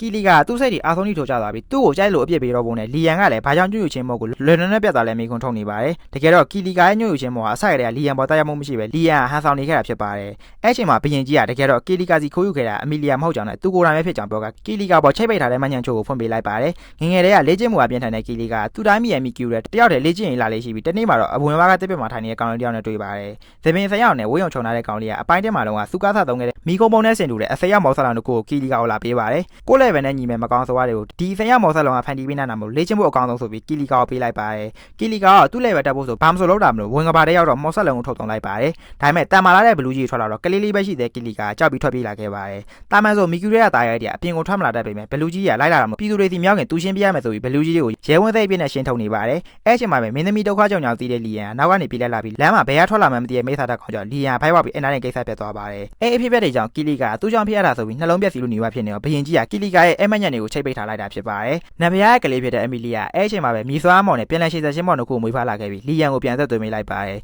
လီယန်ကိုအသက်သွင်းတဲ့အချိန်မထင်မှတ်ပဲမဟာတစ်ပင်ကြီးရဲ့တန့်စင်တဲ့တွေ့ရလီယန်ရဲ့ခန္ဓာကိုယ်ထဲတတဆဆဝင်သွားပါတယ်အဲ့ဒါကြောင့်လီယန်ကအမီလီယာရဲ့ညှို့ညွတ်မော်ကနေအစရတဲ့ကင်းလို့နေခဲ့ရဖြစ်ပါတယ်အရင်ကတည်းကကီလီကာရဲ့အမုန်းတွေအများကြီးမပွားလာခင်အမီလီယာကိုနင်လို့ဖို့စီစဉ်ခဲ့ပြီးအားလုံးကအမီလီယာဝန်နေတဲ့ဘက်ကြောင်သိရမှာဘာမှမပြောဘဲရေးလိုက်ငါလိုက်နေခဲ့ကြတာဖြစ်ပါတယ်အဖြစ်ပြအားလုံးကိုအခုမှသိရတဲ့ကီလီကာတော့သူမားခဲ့ပြီဆိုပြီးဝန်နေချိန်အမီလီယာအမြဲကြိုးစားနေတဲ့သူညီမကိုနှစ်သိမ့်အားပေးနေပါတယ်ဘာနေခုတိုက်ပွဲမှာအခုရနိုင်တယ်လို့မှယူနိုင်တယ်လို့ဂတိတိုင်းအမီလီယာရဲ့စိတ်ကြိုက်ဆုံးဖြတ်ပိုင်ခွင့်ရှိပြီဖြစ်ပါတယ်အခုရလက်နက်ရဖို့နဲ့ပြင်ဆင်ဖို့ကောင်းမယ်ဂျူးကျင်တိုက်စီခီးဆက်မှာဖြစ်ကြောင်းတန်းတငယ်ပြင်ပတ်ပတ်နေပါတယ်တာယာတဲ့ညာလေးရဲ့နာမည်တစ်ခုစီမှာတော့အမီလီယာအခုရောက်နာသားမတော့မဲ့သူ့နာမည်လေးပဲတုံဖို့တောင်းဆိုပြီးအထားပေးနေပါတယ်အတော်ရဲ့စကားပြောမှုနေအောင်ထိုင်ကြည့်နေရိုရူရဲပါတော့ကျွန်တော်ဘဝနဲ့ဆင်တူပါတယ်တစ်ဖက်မှာလည်းယမတိုနိုင်ငံကထောက်ခါသွားကြတဲ့စူကာလာအုပ်စုကလည်းလက်နက်တွေကိုလည်းပဲတက်ဖို့ဂျူးကျင်တိုက်ကြီးစီရေလန်းနဲ့ခီးနေလာပြီဖြစ်ပါတယ်အခုရနဲ့အတူဂျူးကျင်တိုက်ကြီးစီလိုက်ခဲ့တော့မဲ့အမီလီယာကိုအမြင်မှန်ရတော်ဖြစ်တဲ့ကီလီကာနှုတ်ဆက်နေပါတယ်ပြင်ကြီးကတော့စိတ်ကမ်းမြို့မှာပြန်ပေးဆက်သမားရဲ့တောင်းရနေတယ်လို့တိတ်တိတ်သူ့အဆောင်နေနဲ့လိုက်ပို့ပေးပါတယ်ခီးလမ်းပေါ်မှာတော့အကူရနတ်တဲ့ငယ်ပင်ရှိမှာတော့ဘာလို့ညင်ရင်လဲယူရူကိုမေးပါတယ်မိစ္ဆာတွေမကောင်းဆိုးဝါးတွေကိုအကောင်းမြင့်သူမရှိတဲ့ဒီခဲ့တဲ့တခုလုံးပြီးသူ့သခင်အကူရထိခိုက်မှာမလို့လားကြောင်းယူရူကဖြေပါတယ်ယူရူကမိစ္ဆာပြင်မာဝူကဖန်ဆင်းတာဖြစ်လို့ယူရူရဲ့အမြင်နဲ့အကြားအရုံတွေကိုမာဝူကသိနိုင်ပါတယ်ဒါပေမဲ့လည်းယူရူကကိုယ်ပိုင်ဆော်ပြနိုင်တဲ့ရှိရတတ်တော်ဖြစ်တာလို့သူ့သခင်အကူရပေါ်တော့တက်ဆာမဖောက်ပါဘူးဆိုပြီးအာမခံပါတယ်နောက်တော့သူ့ဖန်ဆင်းရှင်နဲ့သူ့သခင်တိုက်ပွဲဖြစ်ခဲ့ရင်ဘယ်ဘက်ပါမယ်ဆိုတာအဲကြမှာဆုံးဖြတ်မယ်ဆိုပြီးယူရူကစကားခံထားပါတယ်ကီလီကာနဲ့တိုက်တုန်းကတာမန်လူတွေမှာမရှိရရှားပါတဲ့အရေးမုံချုပ်ပြီးမှသုံးမှသွားတဲ့အကူရတိုက်ကွက်ကိုမာဝူကစိတ်ဝင်စားနေကြောင်းယူရူကပြောပြပါတယ်အကူရကတော့အဲ့တော့ကီလီကာတိုက်ခိုက်မှာဆိုလို့သူ့စိတ်ကနေမတော်ဆလုံးမိသွားတာဖြစ်ကြောင်းပြောပါတော့ယူရူကခါခဲမလို့ခေါ်တဲ့အရေးမိတ်ဆက်ဆိုပြီးသူ့သခင်ကိုနာမည်ပေးလိုက်ပါတယ်အဲ့ချိန်အကူရအနီးနားဝန်းကျင်မှာပြဿနာတစ်ခုဖြစ်နေအောင်သတိထားမိပြီးလှဲကိုရခံလိုက်ပါတယ်တကယ်လည်းအနားမှာပြန်ပေးဆက်သမားတွေရှိနေပြက်ကနတ်တဲ့ငယ်မတွေတယောက်ပြန်ပေးဆက်ခံထားရပါတယ်ပြန်ပေးဆက်သမားတွေကအမီလီယာကိုတွေ့တော့ Grand Clash ဆိုတဲ့ဘဲကြီးစီဖမ်းပြီးပေးလိုက်ရင်ပြောနေမှာပဲဆိုပြီးလေကြီးမိုးကြီးပြောနေပါတယ်သူတို့မသိလိုက်တာတခုကအမီလီယာရှိမှရက်နေအကူရဖြစ်နေရမှာစော်တိရင်ခွင့်မရနိုင်တဲ့အကူရကိုပြောပြီးပြန်ပေးဆက်သမားတွေကိုဆက်ကမာတွေအမောက်သိပ်ဖမ်းဆီးလိုက်ပါတယ် Grand ဆိုတဲ့လူကတားရတိုင်းမိကအကြီးဆုံးနိုင်ငံဖြစ်တဲ့ဥရဘရင်မျိုးနွယ်ဖြစ်ပါတယ်အကူရကတော့ဒီနေရာကနေပဲလိုက်ပိုးတဲ့အဆောင်တွေကိုနန်းတော်ကိုပြန်လွှတ်လိုက်ပါတယ်ဒီလိုနဲ့စိတ်ကန်းစီရောက်လာခဲ့ပြီဖြစ်ကဂျိုးကျင်တိုက်ကြီးစီတင်မောနဲ့ခီးနေလာပါတယ်အမီလီယာကတော့အကူရနဲ့တူတင်မောပေါ်ကနေနေဝင်ချင်းကြည့်ရတာကြက်တရတွေအပြည့်နဲ့ကောင်းဝင်ကြီးတဲ့လွတ်မြော်ပါတယ်ကိုစိတ်ကူးရစ်နေပေမဲ့ဆရာသမားတော့စားဖက်ကောင်းနေပါတယ်ဒီလိုနဲ့ရေလန်းခီးတိုင်းခီးနေလာခဲ့ပြီးနောက်ဆုံးမှာတော့ဂျိုးကျင်တိုက်ကြီးရဲ့ဘရုဆိုတဲ့စိတ်ကန်းမှုကြီးစီရောက်လာခဲ့ပါတယ်ဒီနိုင်ငံမှာတော့လူသားတွေကအလောက်ကျန်နေလုံးနေရတာကိုအကူရသတိထားမိပြီးလမ်းမှာတော့ငမူးသားရဲ့သုံးကောင်နဲ့တိုးပါတယ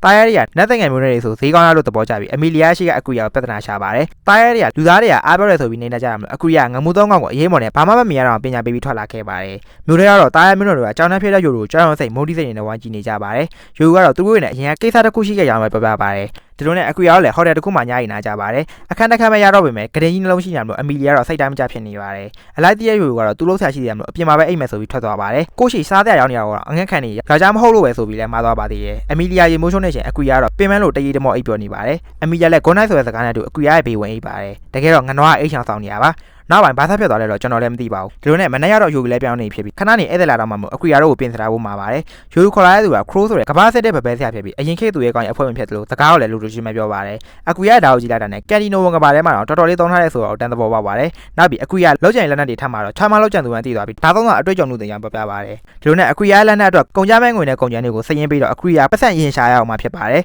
ခရိုးကပုံစံဘူးကလန်ဖြစ်နေမယ်လက်ရကိုတော့အာမခံကြောင်ယူရူကပပတ်နေပါတယ်အကူရကုန်ကျန်းတဲ့ငွေကိုရဖို့မီကူရဲကမကောင်းဆိုးရတော့တက်ပြီးလိုမဲ့ကုန်ကျန်းကိုယူထားကမလိုရရောင်းပြီးပတ်စံရှာရမှာဖြစ်ပါတယ်မီကူရဲမှမလို့ level လက်တက်မှာဖြစ်ပေမဲ့အကူရအဲ့ထဲဝတ်မို့ဆိုကန့်သက်ချက်လေးတွေရှိနေပါတယ်အဲ့ချင်အမီလီယာခရိုးနဲ့စကားသွားပုံမယ်ဆိုပြီးထွက်လာတော့အကူရယူရူကိုနောက်ကထည့်ပေးလိုက်ပါတယ်အရင်ကသူရဲ့ကောင်အဖွဲ့မိစ္ဆာပြေမာကိုတက်ဖို့အဖွဲလိုက်ချီတက်ခဲ့ပြီမဲ့ရှုံးနေခဲ့ရပြီးသူရဲ့ကောင်နဲ့ခရိုးပဲအိမ်ပြန်လာနိုင်ခဲ့ပါတယ်အဲ့တုန်းကနတ်သက်ငယ်အဖွဲမပါပေမဲ့သူမကယ်ပေးနိုင်ခဲ့လို့တောင်းမှကြောင်ပြောပေမဲ့အမီလီယာလိုချင်တာကတော့ခရိုးစီကတိုက်ခိုက်ရေးပညာဖြစ်ပါတယ်အကူရရဲ့ဘေဝင်ထုတ်ဝင်ပုံမဖြစ်ချင်တာမျိုးဖြစ်ပြီးသူ့ကိုတိုက်ခိုက်ရေးပညာသင်ပေးဖို့တောင်းဆိုပေမဲ့ခရိုးကသူ့တပည့်မမွေးတော့ဘူးဆိုပြီးညင်ပါတယ်ခရိုးကယိုရူကိုအက်ဒလီယာရဲ့အိမ်မက်ဆိုလို့ခေါ်ပါတယ်လွန်ခဲ့တဲ့နှစ်ပေါင်း100လောက်တုန်းကတာယာမျိုးနွယ်တွေကမိစ္ဆာနတ်ဆိုတွေနဲ့သွားရှုပ်ခဲ့ပူပါတယ်အဲအကြောင်းမိစ္ဆာဘီရဲ့မာဝကတာယာတိုင်းပြည်ရဲ့အကြီးဆုံးမြို့တော်အက်ဒလီယာကိုဖျက်ဆီးဖို့အဲ့တုန်းကအကြောင်းနဲ့အခုယိုရူကိုဆေးလွှတ်လိုက်ပါတယ်အကြီးပိုင်းတွေကိုပဲအဓိကအမှတ်လောက်သားလောက်ဖျက်ဆီးဖို့တာဝန်ပေးထားပေမဲ့ယိုရူရဲ့အတွင်းစိတ်တွေကမိစ္ဆာဘီစာပွန့်ထွက်သွားပါတယ်ခေါင်းသုံးလုံးရှိတဲ့မြေခွေးကြီးဖြစ်ပါပုံစံပြောသွားပြီးဖျက်ဆီးခြင်းနဲ့တပ်ဖြတ်ခြင်းမှာမူရကတစ်မြို့လုံးကိုပြချပလိုက်ပါတယ်အဲ့ချိန်ကနေစလို့ကျောင်းထဲကတာယာမျိုးနွယ်ရဲ့အကြောင်းရင်းကိုအမှတ်သားဖြစ်တည်ရှိခဲ့အခုချိန်ကြီးဖြစ်ပါတယ်ဒါပေမဲ့ယိုရူကသူ့ရဲ့လက်ရှိသခင်သေးစီမှာဆိုဘယ်တော့မှအလုံးမဖြစ်တော့ဘူးဆိုပြီးခရိုးပြပြပါတယ်ခရိုးလည်းသူ့ကိုမုန်းနေမှထင်ပေမဲ့ခရိုးရဲ့စိတ်တွေကအမုန်းကတော့ယိုရူမဟုတ်ပါဘူးအဲ့ချိန်တော့ခရိုးကသူ့ညီမကိုဆုံးရှုံးလိုက်ရပေမဲ့သူ့ညီမတေဆုံးရတဲ့အကြောင်းအရာယိုရူရောမဟုတ်မဟုတ်ပါဘူးအပြည့်စီကြပိတ်မိတဲ့သူကိုကဲထုံးနေညီမဖြစ်သူနဲ့အဖွဲ့ကိုလာတက်သွားတဲ့သူကတာရဲပင်ရဲ့အမျိုးဖြစ်တဲ့ Grand Cluster ဖြစ်ပါတယ်အဲ့ဒါကြောင့်ခရိုးလက်စားချရမယ့်သူက Grand ဖြစ်ပေမဲ့ဖြူစင်ရိုးသားတဲ့သူ့ညီမကအဲ့လိုလက်စားချရအောင်အားပေးမှမဟုတ်ဘူးဆိုတော့တီးလို့နာကျင်မှုနဲ့ညှိနှိုင်းနေရပါတယ်အမီလီယာတော့သူ့မှာလည်းညီမရှိရမလို့နားလဲကြောင်နဲ့ညီမကိုချက်တဲ့စိတ်တစ်ခုတည်းနဲ့ကိုခံစားချက်တီကနေထွက်ပြေးမနေသင့်ဘူးဆိုပြောပြပါတယ်အကူရတော့သူဝင်ဖို့ကန့်သက်ချက်တွေရှိနေဘရူးရဲ့မီကျူးတဲ့ဝင်ပုံညံစင်နေပါတယ်အဲ့ချိန်မှာပဲမီကူကြီးကပောက်ကထွက်သွားပြီးအထက်ကနေမိစ္ဆာမကောင်းဆိုးရထွက်လာပါတယ် အပြာမော်မီတော့တွေကလည်းကောင်းရန်ဒီပြန့်နှံ့သွားပြီးဘရူးမျိုးထဲကတားရဲတွေကိုလိုက်ဝါမျိုးနေပါတယ်အမီလီယာတော့သူ့ဆွမ်းနဲ့တတ်နိုင်လာလို့တားရဲမျိုးနဲ့တွေကိုလိုက်ကနေချိန်မှာပဲနောက်ကရောက်လာတဲ့သူကတော့သပင်စရောက်နဲ့ဝေးုံချုံထားတဲ့ကောင်လေးဖြစ်ပါတယ်လက်သက်ငယ်တိုင်းကြီးမှာတော့လည်းသူတို့ငငယ်တော့ဂျုံမွေခဲ့တဲ့ကောင်ဖြစ်တာကိုအမီလီယာမမိသွားပါတယ်မိစ္ဆာကပ်ပါကောင်တွေကိုထမ်းချုပ်ပြီးအားလုံးဒုက္ခလိုက်ပေးနေတဲ့ဒီကောင်လေးရဲ့နာမည်ကအရူမန်ဖြစ်ပြီးမိစ္ဆာပင်ကဆေးလို့ထားတဲ့အဆင့်3အဖွဲ့ဝင်ဖြစ်ပါတယ်အရူမန်ကအမီလီယာကိုဖမ်းဆီးသွားခဲ့ပြီးအဲ့တဲ့တင်းကိုလည်းယူရူကဆက်တရားနဲ့ဆက်သွယ်ပြီးပြောပြလိုက်ပါတယ်အမီလီယာကိုဖမ်းပြီးမီကျူတဲ့ဝန်သားကြောင့်တီးလိုက်တော့အခုရနောက်ကနေအပြေးလိုက်လာပါတယ်ဒါအပြင်နောက်တော့လမ်းမကောက်ရတဲ့ဓာတ်ချောင်းကိုပဲကောက်ဆွဲပြီးတူတူများမိစ္ဆာတွေကိုကောင်းမတွေအတွက်ပူပယ်စိတ်ရတဲ့တပ်ဖြတ်ကမိကူးစီချင်းကပ်လာပါတယ်။နားပြလာတဲ့မိစ္ဆာမော်တွေမျိုးစိတ်မရှိရတဲ့အခုရသူ့ရဲ့အရေးမော်ကိုအဆက်ဆက်တွေထုတ်လိုက်ပြီးမိစ္ဆာမော်တွေအားလုံးကိုအရေးမော်နဲ့ဆုပ်ယူလိုက်ပါတယ်။လူနဲ့မမြောက်အောင်စွမ်းရည်တုံးလိုက်တာမျိုးအခုရလည်းအန်နိုင်ရဲ့သတိမေ့လဲသွားပါတယ်။ပြီးခဲ့တဲ့အပိုင်းမှာအရေးမော်အလွန်ကျော်တော်လိုက်မိတဲ့အခုရအကုန်မီသတိမေ့လဲနေပါတယ်။ယူလည်းပြောင်းလာဖြစ်ပြီးအခုရရဲ့ခန္ဓာကိုယ်အရေးမော်ကသူ့အတူပြန်လဲကုသခြင်းလုပ်ပေးနေပါတယ်။ကုသခြင်းပြီးရတဲ့အရေးမော်ကသူ့အတူပိတ်သိမ်းသွားတာကိုမြင်လိုက်ရတော့ယူလည်းသူ့သခင်ကြီးမားလာတဲ့မော်စွာကိုမျက်ဝါးထွင်တွေ့လိုက်ရပါတယ်။ကုသခြင်းပြီးပေမဲ့အဲ့ပြောနေတော့ဖြစ်တဲ့အခုရကိုယူကဗဘဲဆရာခရိုးရဲ့အိမ်ကိုခေါ်လာခဲ့ပြီးတရက်နဲ့9နာရီကြာမှအကူရီယာပြန်လို့လာပါတယ်။ယူကတော့တာမန်မဟုတ်ပဲသူ့ဘာသူလှုပ်ရှားနိုင်တဲ့အရေးမော်ဘာသဘောလဲမေးတော့အကူရီယာကသူမသိကြောင်နဲ့အခုချိန်မှာအရေးကြီးအောင်ရင်လို့ပို့ထားလာပါတယ်။တေချာပေါက်အမီလီယာသွားခဲ့ဖို့ဖြစ်ပြီးခရိုးကတော့စိတ်ညစ်ထားဖို့နဲ့ဘယ်ရောက်လို့ပဲနေမှမသိရဲ့အမီလီယာဘလို့ရှာမလဲမေးပါတယ်။အကူရီယာကတော့မိစ္ဆာမြေတဲ့ဆိုရင်တော့အခုချက်ချင်းလိုက်သွားမယ်ဆိုပြီးလောနေချိန်ခရိုးကတော့ပြည့်ဖန်တီးလို့ပြီးသွားပြီဖြစ်တဲ့အကူရီယာရဲ့ဓာတ်ကိုပေးပါတယ်။6သက်သူပြီးဓာတ်ကို3ဝလွယ်အောင်ဓမြပုံစံတစ်ခုခွဲရလိုက်ပြီးလောအားခါတော့ချိပေးထားမယ့်အကြောင်းခရိုးကပပန်နေပါတယ်။နောက်တော့အနီအောင်မော်ကြောက်လေးပါတယ်လက်စုပ်ကိုငါပေးပြီးအဲ့လက်စုပ်ကဒုတိယမှသူရဲ့ကောင်ဖန်တီးထားခဲ့တာဖြစ်ပါတယ်လက်စုပ်ပေါ်မှာတော့ကျွန်တော်ကတင်းရဲ့လမ်းပြသူပါဆိုတဲ့စာကိုဂျပန်လိုရေးထားပြီးတကယ်လည်းလက်စုပ်ကတွားလို့သူရဲ့တောင်းလာတဲ့အရာကိုညွှန်ပြပေးပါတယ်အကူရီယာရဲ့တောင်းလာအရာ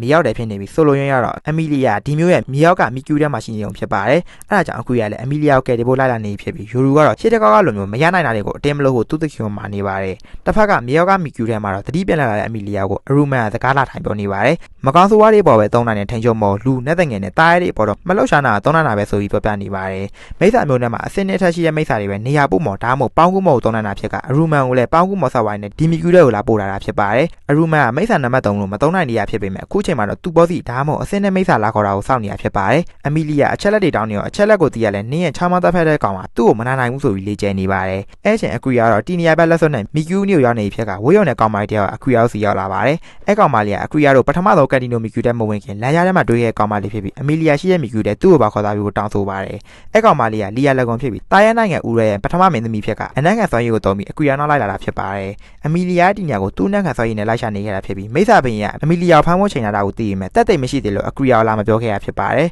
အကူရီကလီယာလက်ကွန်ကဘာမျက်စိတုံးပြီးကြည့်လိုက်တော့ထူဆန်းတဲ့မော်စကီတကူကိုတွေ့ပါတယ်အဲ့ဒါတော့ကာမီနိုခက်ကိုင်းဖြစ်ပြီးနက်ဖီယာကိုင်းလို့အထိပ်ပဲရပါတယ်တာမန်ခက်ကိုင်းကတတ်မှတ်ထားတဲ့နေရာမှာပဲသုံးနိုင်တာဖြစ်ပေမဲ့ကာမီနိုခက်ကိုင်းကလူသားတွေကိုပါသုံးနိုင်တဲ့အထိဆွမ်းအားကြီးပါတယ်မိစ္ဆာပင်မှာကအမီလီယာရဲ့ပြန်လည်ရှင်းသန်ခြင်းမော့ကိုချိန်နေဖြစ်လို့လုံးဝပါသွားလို့မရကြောင်းလီယာကပြောပြပါတယ်အဲ့အကြောင်းကိုလည်းအရူမန်အမီလီယာပြောပြနေပါတယ်တော်ရုံဘာမှမဟုတ်တာလောက်နဲ့မသိနိုင်တဲ့မျိုးနဲ့ဖြစ်ပြီးထာဝရတတ်တန်ရှိပေမဲ့ဘာကြောင့်သူ့ရဲ့ပြန်လည်ရှင်းသန်ခြင်းမော့ကိုမာဝါလို့ရှင်လဲပြီးတော့အရူမန်ကသူမသိဘူးဆိုပဲဖြေပါတယ်အမီလီယာရဲ့ပြန်လည်ရှင်းသန်ခြင်းမော့ကတစ်ခါသုံးထားပြီးရင်နောက်တစ်ခါထပ်သုံးဖို့ရက်တော်ကြာဆောင်ရပါတယ်အခုချိန်မှာတော့အမီလီယာသူ့ရဲ့တိတ်လောက်တဲ့တန်ရာအတွက်ပြန်လည်ရှင်းသန်ခြင်းမော့သုံးတာမျိုးအကူရီယာလာလို့တူတက်လိုက်ရင်လည်းအမီလီယာကန်နာတော့မှမဟုတ်တော့ဘူးဆိုပြီးအရူမန်အပိုင်တွက်ထားပါတယ်တစ်ဖက်ကအမီလီယာစီလန်းလန်းနေဖြစ်တဲ့အကူရီယာလီယာကိုသူသိရှင်နိုင်မိနေပါတယ်လီယာအရင်တော့ကဝေးလန့်ခေါ်မှာရွာတရာမှာကြီးပင်းခဲ့တာဖြစ်ကတနေ့တော့တရွာလုံးအနက်ရစမိုင်းစီဝိုင်းမျိုးရခံလိုက်ရပါတယ်သူမိဘတွေဘယ်ရောက်သွားမှသူမသိပေမဲ့သူကတော့ကိုပိုင်ကကွယ်မော်ဆွမ်းအားကြောင့်ဘေးရင်မျိုးနဲ့မွေးသားတာခံလိုက်ရပြီးလီယာ S မိုင်ရဲ့ပက်ကန်ရှင်ကိုရှာဖို့ကြိုးစားနေရဖြစ်ပါတယ်သူမျိုးနဲ့လူသားမျိုးနဲ့အချို့ကဖန်ကောက်ခံခဲ့ရပြီးလက်သက်ငယ်တယောက်စားနှစ်ယောက်စားကလည်းသူရဲကောင်းဆင့်ခေါ်ဖို့အတွက်အသက်တွေကိုစတီးခဲ့ရပ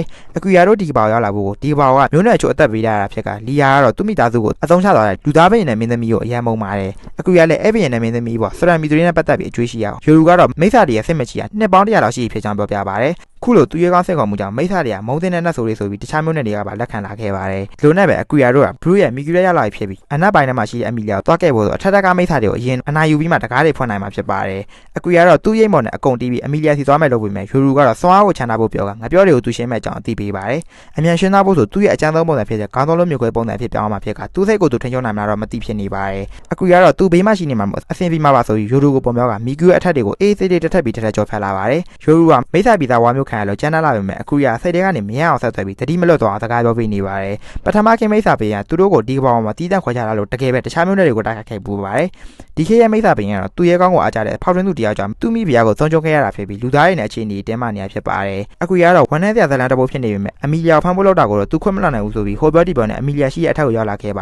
တယ်ရောက်တော့နဲ့အခုရပြန်မယ်ဆိုတဲ့စကားနဲ့အတူအမီလီယာပေါ်လီယာလက်ကုံကိုကောက်ကွယ်ဖို့လုပ်စီပါတယ် ယိုလူကတော့စွားကောင်စုံနေပြီးအနားယူနေဖြစ်ပြီးအမီလီယာကတော့သူ့ကြောင့်နဲ့အရှုပ်ထုတ်တွေဖြစ်ရပြီဆိုပြီးအကွီယာကိုတောင်းပန်နေပါတယ်အကွီယာကတော့နင်းကိုဘဒုစီမှာထဲမပေးနိုင်ဘူးဆိုတဲ့စကားနဲ့သူ့ရဲ့အစ်စ်သက်သက်တာနဲ့ချောင်းထုတ်လိုက်ပါတယ်အရူမန်ကတော့အထာတော့ကြာတာပဲဆိုပြီးသူ့ရဲ့လက်နက်ကိုထုတ်ကအကွီယာစီချင်းကပ်လာပါတယ်အကွီယာကတော့ချောင်းသက်သူပြီးအရူမန်နောက်ကနေရောက်သွားပြီးတိုက်ခိုက်ဖို့လုပ်ပြီးမိတ်ဆက်အစ်စ်သုံးဆိုတဲ့အတိုင်းအချင်းတော့မဟုတ်ပါဘူးတိုက်ခိုက်ဆောင်ကအကွီယာထက်တာအကွီယာဒဏ်ရာတွေကနေပြီးအရေးနေပါတယ်အရူမန်လက်နက်မှာမော်ဆောင်ရအများကြီးပါတယ်လို့အကွီယာတစ်ချက်လောက်ထိရတဲ့တေသွားနိုင်ပေမဲ့လီယာလက်ကွန်ဖန်တီးပေးထားတဲ့ဘယ်ရီကမော်ကြောင့်အကွီယာခံတာနေရဖြစ်ပါတယ်အဆုံးမှာတော့အကွီယာသူ့ရဲ့အရေးမော်ကိုတက်သွင်းပြီးဒဏ်ရာကြောင့်တစ်ဆက်ဆက်ကျနေတဲ့သူတွေကိုအရေးနဲ့ပြန်လဲဝါမျိုးကအရေးခွေမဲ့ကြီးကိုဖန်တီးလိုက်ပါတယ်အကွီယာရဲ့စွမ်းအားကြီးရဲ့အရေးမော်အောင်မှာတော့အရေးနေသွားအရူမာသူ့ရဲ့ကပ်ပါကောင်မိတ်ဆာတွေကိုဆင့်ခေါ်လိုက်ပါတယ်အကွီယာအချက်ချင်းအရေးမော်မထုတ်နိုင်တော့တာမျိုးမကောင်းဆိုးဝါးကြီးရဲ့စီရင်လွတ်လပ်မရှိတော့ပေမဲ့လီယာလက်ကွန်ကသူ့ရဲ့နဖျားအကရန်ကိုအားကုန်သုံးပြီးအကွီယာကိုကာကွယ်ပေးလိုက်ပါတယ်အကာကွယ်မော်ရဲ့တံပြန်စွမ်းအားကြောင့်မကောင်းဆိုးဝါးကြီးတွေကအန်နာနဲ့ကိစ္စသုံးသွားပြီးအရူမန်လည်းအားနေသွားပါတယ်အရူမန်အားနေသွားတာကြောင့်အမီလီယာလည်းလှုပ်ရှားလို့ရသွားပြီဖြစ်ပြီးအရူမန်ကတော့အရှုံးကိုလက်ခံကသူ့ကိုတတ်လိုက်ဖို့အကွီယာကိုပြောပါတယ်အကွီယာဟိတ်ကြီးဟန်ကြီးနဲ့ဓာတ်ထုတ်လာပေမဲ့အရူမန်ကိုမတတ်နိုင်ဖြစ်နေခြင်းလူသားကိုရှုံးသွားတာလားဆိုတဲ့စကားနဲ့တူမိတ်ဆာတကောင်ထပ်ရောက်လာပါတယ်ပေါကူးမော်နဲ့ရောက်လာတဲ့ဒီမိတ်ဆာရဲ့နာမည်ကမာဟီရိုဖြစ်ပြီးမိတ်ဆာအစင်းနေလည်းဖြစ်ပါတယ်ခုမှရောက်လာတဲ့မိတ်ဆာအစင်းနဲ့မာဟီရိုကိုတိုက်ခိုက်ဖို့ဆိုအစင်းမပေးနိုင်ကြောင်းယူကတော့အကွီယာကိုသိပေးနေပါတယ်ကွာချာလွန်နဲ့ဆောင်ရတဲ့ကြောင့် FPR ကိုအကွီယာခါသားမိနေချိန်မာဟီရိုကတော့အားနဲ့နေရတဲ့ရူမန်ကိုခဏပေးရွှေ့ထားပါတယ်မာဟီရိုကတာမာလာပါတယ်ဆိုတော့လီယာလက်ကွန်ရဲ့မော်ကာကိုလက်ဖြတ်တစ်ချက်တီးပြီးဖျက်ဆီးသွားနိုင်တဲ့ဒီကိုဆောင်ရကြည့်ပါတယ်နောက်တော့တိုက်ခိုက်ခေါ်ခန္ဓာကိုယ်ပေါ်ထိချုံနိုင်တဲ့မိတ်ဆာမော်တစ်ခုကိုအကွီယာရဲ့နောက်ကအမီလီယာစီပြစ်ခွင်လိုက်ပါတယ်တတိမိသွားတဲ့အမီလီယာကြောင့်အကွီယာလည်းဒေါ်လာအကြီးကျယ်ထွက်သွားပြီးယူလူကတော့ဒေါ်လာထွက်အောင်လုပ်နေရဲ့မာဟီရိုရဲ့လက်ကွက်လည်းမျောပါမသားဖို့တတိပေးနေပါတယ်ဒေါ်လာနဲ့ဖြည့်ရှင်ဘေးယာမှာကောင်းကျိုးမရှိနိုင်တာမျိုးအကွီယာကိုယ်စိတ်ကိုပြန်ထိန်နေရပါတယ်မာဟီရိုကလည်းအကွီယာတို့ရဲ့ဘတ်တာကဘာဘဝနဲ့ပဲလာခဲ့တာဖြစ်ကသူကတော့ထူးထူးဆန်းဆန်းမိတ်ဆာဘက်ကဖြစ်နေပါတယ်မာဟီရိုရဲ့တာကမင်းသမီးအမီလီယာကိုခေါ်တာဖို့ဖြစ်တာမျိုးအကွီယာတို့ပြေးမြောက်မိတ်ဆာမော်ကာကိုချထားလိုက်ပြီးအကွီယာစတင်တိုက်ခိုက်ပါတယ်တစ်ချက်ပြလိုက်တဲ့အပိုင်းရောက်မော်ဆောင်အားတွေကအယိုးလက်တွေကိုဆင်းထွက်နေရမျိုးအကွီယာအားနဲ့နေသေးပေမဲ့အရေးမော်တော့ပြီးကြားလာတဲ့မာဟီရိုရဲ့မော်တွေကိုဆုပ်ယူလိုက်ပါတယ်အကွီယာမော်ဆာမလောက်ဘူးဆိုတော့လေမာဟီရိုသိနေမှာမော်ဆာအပြည့်ဆိုဘယ်လိုလဲသိရှိမိမယ်အချိန်မလောက်တော့လို့အဆုံးသတ်တော့မယ်ဆိုပြီးတိုက်ခိုက်ဖို့စလုပ်ပါတယ်အဲ့အချိန်မှာပဲစောအားပြလာဖြစ်တဲ့ယူကထားလာတော့မာဟီရိုကဘလက်ကတ်ကိုလုံးဝဖက်ပြောင်းသွားပြီလားမေးပါတယ်ယူကလည်းပက်သားပဲမိသားပြင်းမအောင်စီပြန်သွားမှမဟုတ်ကြောင်ဖြေပါတယ်နောက်တော့အကွီယာကိုစိတ်ထဲကနေအပေးယူဖက်ချင်ကြောင်အသိပေးပါတယ်တယောက်စီနောက်တစ်ယောက်ပါလိုက်သိမယ်အကွီယာနဲ့အပေးယူဆက်နေမှုကြောင့်အခု तू ကမိသားနံပါတ်နဲ့ကိုတိုက်ခိုင်းသိမယ်ဆိုတော့တခြားပေါက်သိနေပါတယ်အဲ့အကြောင်းအပေးယူဖက်ချင်တာဖြစ်ပြီးသူသခင်အသက်ရှင်မှုသူကတော့စတေးခံမယ်ဆုံးဖြတ်ထားပြီးမှအကွီကတော့ညင်ပါတယ်တယောက်စီချရင်နိုင်ဖို့မလွယ်ပေမဲ့နှစ်ယောက်ပေါင်းတိုင်းတော့နာနာရှိရမှုသူတို့နှစ်ယောက်လုံးရဲ့အသက်တွေကိုတယောက်ပေါ်တယောက်လောင်းကြီးထားရိတ်ထထားလိုက်ပါတယ်ယူလူကသူ့ရဲ့ပုံမှန်ဆုံးနဲ့တိတ်သွားဖြစ်တဲ့စရမီသူရဲ့ပုံဖန်ဆင်းလိုက်ပါတယ်အကြောင်းကတော့မာဟီရိုတိုက်ခိုက်ဖို့အကောင်းဆုံးပုံစံဖြစ်တာမျိုးဖြစ်ပြီးခုပုံစံကြကြတော့မခံပါဘူးစရမီသူရဲ့အစွမ်းနဲ့အသုံးချနိုင်တာမျိုးနတ်ဖျားစီကနေစွမ်းအားကိုတောင်းခတ်ကမော်တူကြီးတက်လက်ကိုဖန်တီးလိုက်ပါတယ်မာဟီရိုကလည်းစာပေါ်မော်တာမျိုးမော်ကာကြီးတစ်ခုကိုဖန်ဆင်းလိုက်ပြီးယူဝဲတိုက်ချက်ကိုကာကွယ်လိုက်ပါတယ်နောက်တော့မော်ဆောက်ဝိုင်တစ်ခုကိုကောင်းကင်ရမှာဖန်တီးရမော်မိုးကျိုးတွေနဲ့အကွီယာတို့ကိုတိုက်ခိုက်ပါတယ်အကွီယာလည်းသူ့ရဲ့ရိတ်မော်ချုံလိုက်ပြီးမာဟီရိုကိုအနီးကတိုက်ခိုက်ပါတယ်ယူကလည်းအကွီယာရဲ့ဘေးကနေလက်ကူပေးနေတော့သူ့ဆရာစရမီသူရဲ့အသက်ရှိနေသေးအခုလိုအမြဲအတူတူတိုက်ခိုက်နိုင်နေမှာပဲဆိုပြီးအောင်းမိနေပါတယ်အကွီယာတို့ရဲ့ပူပန်းတိုက်ခိုက်မှုကိုတော့မာဟီရိုကဖုံသွားတာမျိုးလက်ဖြတ်တစ်ချက်တီးပြီးမော်တစ်ခုကိုအသက်သွင်းလိုက်ပါတယ်မာဟီရိုကိုနောက်တိုက်ခွင့်နဲ့အဆုံးသတ်တော့မဲ့အကွီယာရဲ့ရင်ဝါကိုတရားရောက်ကနောက်ကနေလက်နဲ့ထိုးဖော်လိုက်ပါတယ်။သူကတော့အမီလီယာပဲဖြစ်ပြီးအနီရောင်မော်ဆောနဲ့ညှို့ခံတာဖြစ်ကမော်ဆောပြက်တာနဲ့အမီလီယာလည်းပြောစရာမရှိအောင်ဆွေးယွန်းကြောက်လန့်သွားပါတယ်။ပေါ်ချင်းပြီးသွားမဲ့ဓာတ်ချောင်းလို့ထိုးချမ်းလို့အကွီယာအဲ့ဒါနဲ့တန်းမောက်သွားပြီးအမီလီယာတော့ယူကျုံးများအောင်ဖြစ်ပြီးတောင်းမနေပါတယ်။အမီလီယာပေါ်တက်ရောက်သွားတဲ့မော်ကအစပိုင်းမှာမာဟီရိုတုံးလိုက်တဲ့ထိုင်းကြီးကိုထင်းကျုံမှာဖြစ်ပြီးထင်းကျုံခံရသူရဲ့စွမ်းအားကို 100% အပြည့်ထုတ်ကတိုက်ခိုက်နိုင်တာဖြစ်ပါတယ်။အကွီယာတော့ကိုယ်တိုင်လောက်တာမဟုတ်လို့စိတ်ထဲမထားဘူးနဲ့စက်ငင်ဖြစ်နေသူ့အသက်ကိုတေလို့မရသေးဘူးဆိုတော့အတွင်းနဲ့အားတင်းထားရပါတယ်။တဖြည်းဖြည်းနဲ့အေးဆက်စွာခန်းစားချက်မဲ့လာတဲ့အကွီယာတယောက်တေခါနီးဆက်မှာသူ့ရဲ့အရေးမော်ကပြန်လဲအသက်ဝင်လာပါတယ်။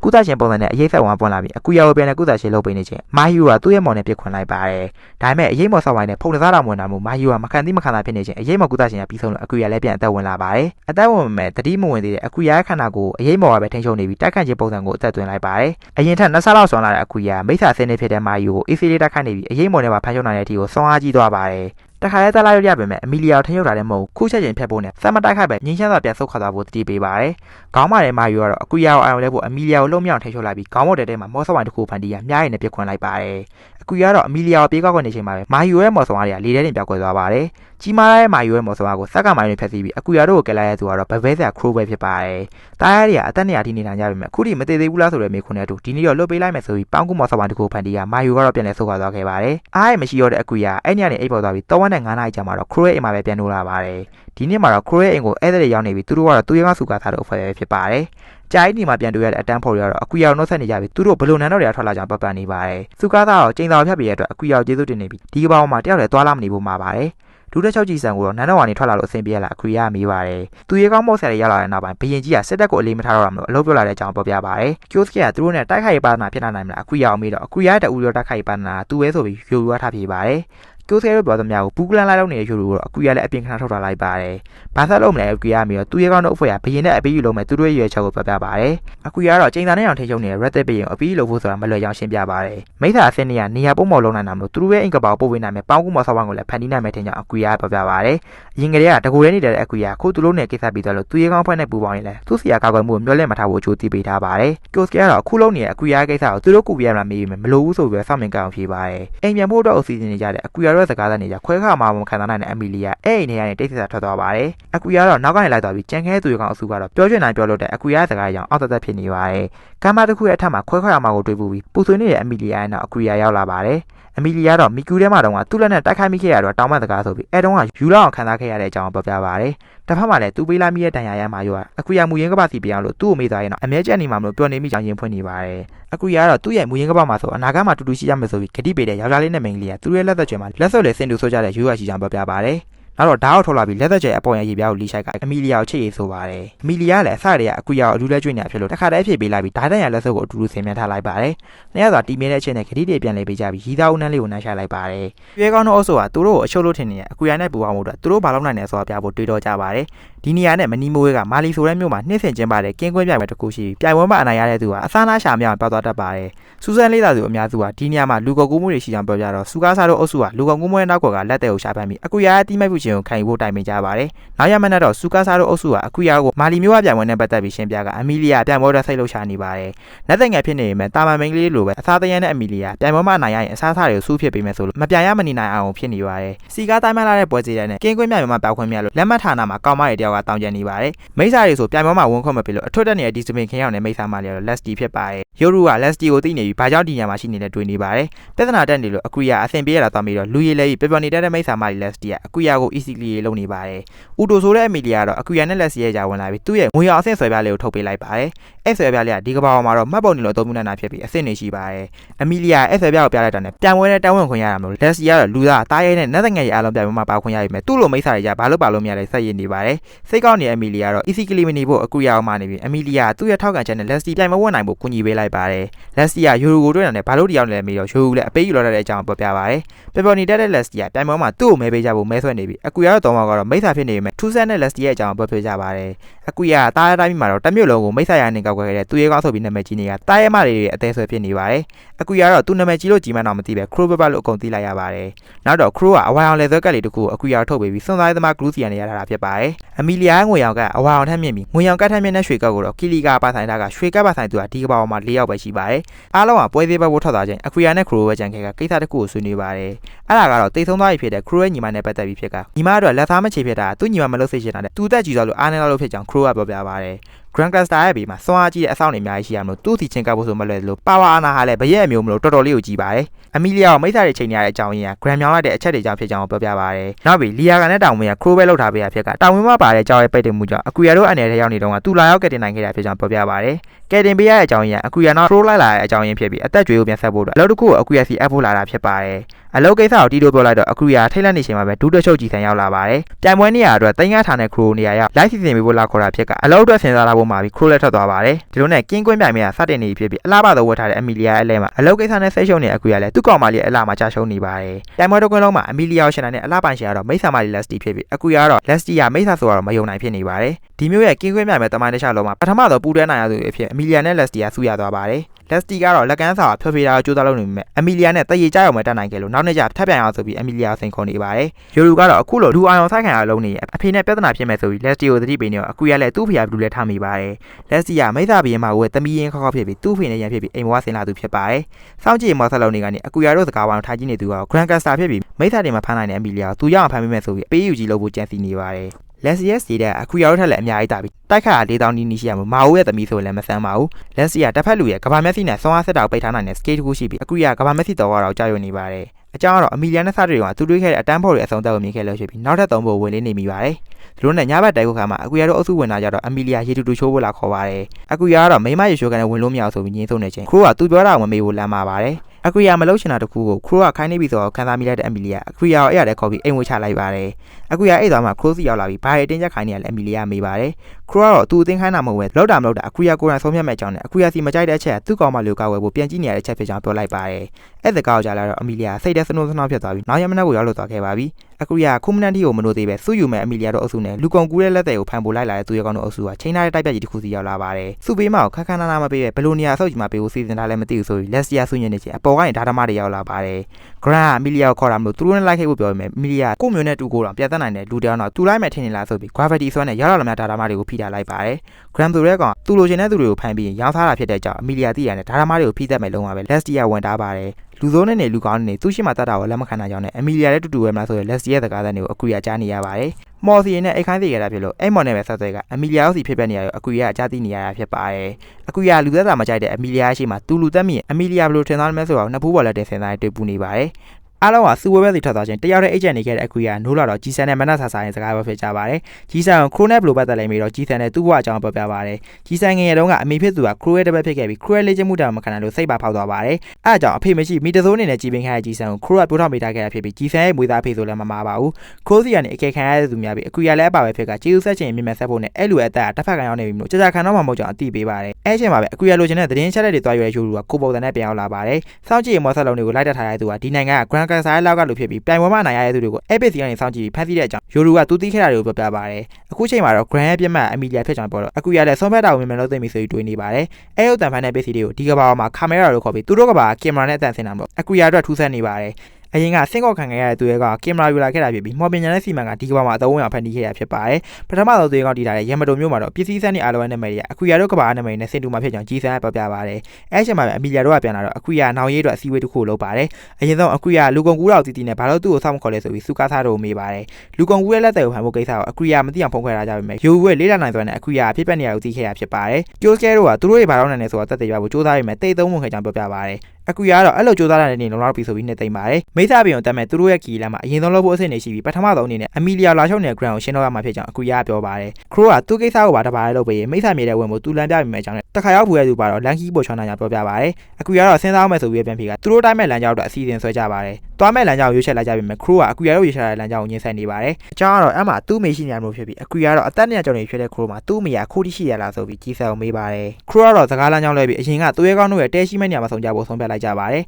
ညနေပိုင်းတော့အမီလီယာခရိုနဲ့လာတွေ့ပြီးကိစ္စနှစ်ခုလာပြောပါတယ်ပထမတစ်ချက်ကအခုရကိုပေါက်ရဖိရမပေးဖို့နဲ့နောက်တစ်ချက်ကသူ့ကိုတပည့်ဖြစ်လက်ခံပေးဖို့ဖြစ်ပါတယ်သူ့မတန်မိုင်းအခုရရဲ့ဘေးအရှုံးထုတ်ဖြစ်နေမှာမလို့ချင်တာမလို့အမီလီယာခရိုစီရရင်ပညာသိချင်တာဖြစ်ပြီးခရိုကလုံးဝလက်မလျှော့ပဲတင်မယ်လို့ကတိပေးလက်ခံမယ်လို့ပြောပါတယ်အမီလီယာကသူကလုံးဝလက်လျှော့မှာမဟုတ်ကြောင်းပြောတော့ခရိုရဲ့တပည့်ကြောင့်ဖြစ်လာပါတယ်ခီးမတော့ခင်မှာတော့ကြီးစံအခုရရက်တနန်တော့တဲ့ထွက်သွားတော့ကြိုင်ခဲ့တဲ့ဆရာမီသူရဲ့အိတ်လုံးကိုလာပေးပါတယ်ကီယိုစကလည်းအခုရနဲ့စွမ်းအားကာချောင်မှုတွေကသူကလည်းစူးစမ်းလာမှဖြစ်လို့လုံးဝမသိနေဆိုပြီးအခုရအောင်မှာပါတယ်လူနဲ့အခုရတို့က900ကြာမဲ့ခီးကိုရက်ထလုံးနဲ့ခီးနဲ့လာပြီးဖြစ်ပြီးအမီလီယာခရိုရဲ့လေ့ကျင့်မှုတွေကြောင့်ပင်မမီအိတ်ပေါ်သွားပါတယ်ခရိုကတော့3လလောက်နဲ့အများကြီးတိုးတက်လာတဲ့တပည့်သူ့မှာမရှိဘူးကြောင့်နဲ့အရင်တုန်းကတည်းကအမီလီယာသူအားကြရတဲ့သူဖြစ်ကြောင်းအခုရပြောပြပါတယ်နတ်တဲ့ငယ်မင်းသမီးများမော်အစ်စ်ကိုထွင်မကောင်းဆိုးအောင်နေပြီးတေးသူကိုပြန်အသက်သွင်းတဲ့နတ်ဖျားလားမလို့ခရိုကအားကြနေရတာဖြစ်ပြီးသူ့အနီးနားမှာမိုးရဲ့ကလေးရဲ့နာမည်ကိုတော့အမီလီယာနဲ့ဆင်အောင်ပေးထားပါတယ်သူကလီယာလက်ကွန်ပဲဖြစ်ပြီးအမီလီယာဆိုတဲ့နာမည်ကနေတစိမ့်တစ်ပိုင်းကိုသုံးလာတာဖြစ်ကသူအားကြရသူဖြစ်ပေမဲ့လေ့ကျင့်ရင်မှာတော့နည်းနည်းမှရှော့မပေးကြောင်းခရိုကပြောပြပါတယ်အမီလီယာကိုခုတကြားပေးနေတဲ့မော်ကအရင်ခေတ်သူရဲကောင်သုံးခဲ့တဲ့မော်ကိုသူကိုယ်တိုင်ပြန်ထွင်ထားတဲ့အကွက်ဖြစ်ပြီးဟန်တိတ်ဒါမှမဟုတ်ပြမဲ့လက်ရှင်တို့တိတ်ပဲရပါတယ်မော်တစ်ခုမြင်လာတဲ့သုံးသူရဲ့ပြမဲ့ဖြစ်တဲ့မော်ချက်ချင်းတွေပြီးတီရှိတွေကရန်သူကိုဘာမှလုံးမြောက်လုံးနိုင်တဲ့အကွက်ဖြစ်ပါတယ်တက်ဖို့ကလည်းအရင်ခက်ခဲ့ပြီးအခြေခံနေနဲ့ရှီအောင်ဘာသာကိုကျွမ်းကျင်ဖို့လို့ကစာလုံးတစ်လုံးစီတိုင်းကလည်းလူကိုယူတဲ့ဒီအမော်အားရှိနေပါတယ်စာလုံးမိုက်ယူတာများလို့ရင်စိတ်ဖောက်သွားနိုင်ပေမဲ့အမီလီယာရီခိုင်ကိုနားလက်ချင်းစကေးအသစ်ကိုထွင်ပြီးသကလုံးတွေရဲ့မော်ကိုခုခံပြီးစူးစမ်းနေတာဖြစ်ပါတယ်တာယာမျိုးတွေရဲ့တက်တန်နှစ်ဆဖြစ်ပေမဲ့ခရိုရဲ့မေယာကိုဝင်ရနေတော့တောက်ကျုံးနဲ့ဆေးရတောက်ခဲ့တာမျိုးခရိုကတာရဲ့တက်တန်နောက်နှစ်ဆဖြစ်နေပါတယ်အဲဒါကြောင့်ခရိုရဲ့တက်တန်နှစ်ပေါင်း200ဖြစ်နေပြီးသူ့မှာအချိန်အများကြီးရှိခဲ့တာမျိုးဟန်ဒေးကိုအများကြီးလေ့လာသုံးပြနိုင်ခဲ့တာဖြစ်ပါတယ်ခရိုကပင်မနာတဲ့တက်ရှိဘွားကနေကျွတ်လွတ်ချင်နေပြီဖြစ်ပေမဲ့လက်စားမချေသေးနိုင်အထိတော့မသိရှင်းသေးကြောင်းအခုရောရင်ဖွင့်ပါတယ်တယောက်တည်းအချက်လက်ယူဖို့အခုရအမိန်နဲ့တာဝန်ထမ်းဆောင်တဲ့ယူရူကခေါမိုးတစ်ခုပေါ်မှာလက်စီနဲ့တိုးပါတယ်လက်စီကသူလည်းတယောက်တည်းကီးထောက်ဖို့လုပ်နေပေမဲ့ယူရူရဲ့စိတ်ဝင်စားဖို့ကောင်းတဲ့အလုံးနောက်ပဲသူလိုက်တော့မှာဖြစ်ပါတယ်900တာကီးနေလာတဲ့အခုရတို့ကဦးရဲမိုးစီရောက်လာခဲ့ဖြစ်ပြီးခရိုကသူ့တဲကိုကန်ရှာတာမှလို့အခုရတို့ကိုဒီမျိုးကိုလေ့လာဖို့တာဝန်ပေးလိုက်ပါတယ်ဘယ်ဘက်ကတောင်ဘယ်ဘက်ကမြောက်လဲတော့မသိတဲ့အခုရတို့ကိုခဏနေလေ့လာခေါ်မှဖြစ်ကြောင်းညနေကျမြို့လက်ရေးပန်းနာမှာဆောင်ကြဖို့မှာလိုက်ပါတယ်အခုရညတာကတော့မြို့ထဲပိုက်တက်ရပြီးအမီလီယာကြိုးစားမှုတွေစားချင်တာအကုန်လိုက်ပတ်ကျွေးနေပါတယ်အမီလီယာအခုရအေးဆေးနေလို့ရတဲ့သူကြိုးစားမှမလို့စိတ်ချဖို့အခုရအောင်မနေပါတယ်အဲ့ချိန်မှာပဲလီယာရောက်လာပြီးအခုရတို့နှုတ်ဆက်ကလေးလာဖို့တော့လမ်းလိုက်ပြပေးပါတယ်တာယာလာပါတဲ့ဦးရဲမျိုးတဲ့ရီချောင်းလန်းတိုင်းခီးနဲ့လာခဲ့ပြီးလီယာအခုရတို့ကိုဦးရဲဘရင်နဲ့တော့စီခေါ်သွားမှာဖြစ်ပါတယ်ဦးရဲဘရင်ဒါမှမဟုတ်လီယာရဲ့အဖေအီစကန်လက်ကွန်ကနတ်သက်ငယ်မင်းသမီးအမီလီယာကြိုးစားဖို့ပြင်ဆင်ထားကြောင်းလီယာရဲ့ပတ်နေပါတယ်အခုရကတော့မီကျူထဲမှာတော့သူ့ကိုကယ်ပေးခဲ့ရတဲ့အတွက်ကျေးဇူးတင်ကြောင်းနဲ့အဲတုန်းကသုံးခဲနတ်ဖျားကရခရိုရဲ့ဟန်ဒေးကိုသုံးလာလာမေးပါတယ်ခရိုနဲ့ပတ်သက်လိုက်ရင်ပြာခန့်တဲ့လီယာခရိုရဲ့ဟန်ဒေးနဲ့စိတ်တူပေမဲ့သူ့ရဲ့နတ်ဖျားကခရိုရဲ့မော်နဲ့ရှင်ဘာမှမဟုတ်တဲ့ကြောင်းပြန်ဖြေပါတယ်လီယာကတော့အခုရရဲ့ရိတ်မော်ချီကျူးနေပြီးအခုရရဲ့စိတ်ထဲမှာတော့သူ့ရဲ့ရိတ်မော်ကအဖေမရှိသေးတဲ့တပ်ဝင်မော်တစ်ခုဖြစ်နေအောင်တွေးမိနေ ပါတယ်ဒီလိုနဲ့အကူရတို့ကဥရောပယံနန်းတော်စီရောက်လာခဲ့ဖြစ်ပြီးဘရင်ကြီးကအကူရတို့ကိုကြိုးသွင်းနေပါတယ်အရင်ဆုံးသူ့သမီးလေးယောက်ခဲ့ပဲလို့ကျေးဇူးတင်စကားဆိုကအကူရကိုကိစ္စတစ်ခုကိုပေးဖို့တောင်းဆိုပါတယ်အကူရတာရဲဘရင်နေပါတယ်မသိစကားကိုခတ်မှမှပြောတော့ဘေးကတာရဲစစ်တီကဒေါ်ရထွန်းနေပြီဘရင်ကြီးကိုယ်တိုင်ကတော့အကူကြီးတောင်းနေရတဲ့သူမျိုးညင်နေရပါတယ်ဘရင်ကြီးကသူတို့ကိုဒုက္ခပေးပြီးမျက်နှာပြောင်းလုပ်နေတဲ့ grand ဆိုတဲ့ဘဲကိုတက်ပေးဖို့တောင်းဆိုမှအကူရညင်းဆိုပါတယ်သူတို့ဟန်နိုင်ပါတယ်သူကသူ့ကိုကောက်ကွယ်မှမလိုအပ်ကြောင်းနဲ့ကိုကိစ္စကိုပဲစိတ်ဝင်စားကြပြောတော့တာရဲစစ်သူကြီးကအကူရနဲ့စီးရင်ထိုးဖို့ထိဒေါ်ရထွက်သွားပါတယ်ဘရင်ကြီးကလည်းခွင့်ပြုပေးပြီးစီးရင်တိုက်ပွဲရဖြစ်လာကအကူရဒုဒါနလက်လုံးကိုအမီလီယာစီပေးထားပါတ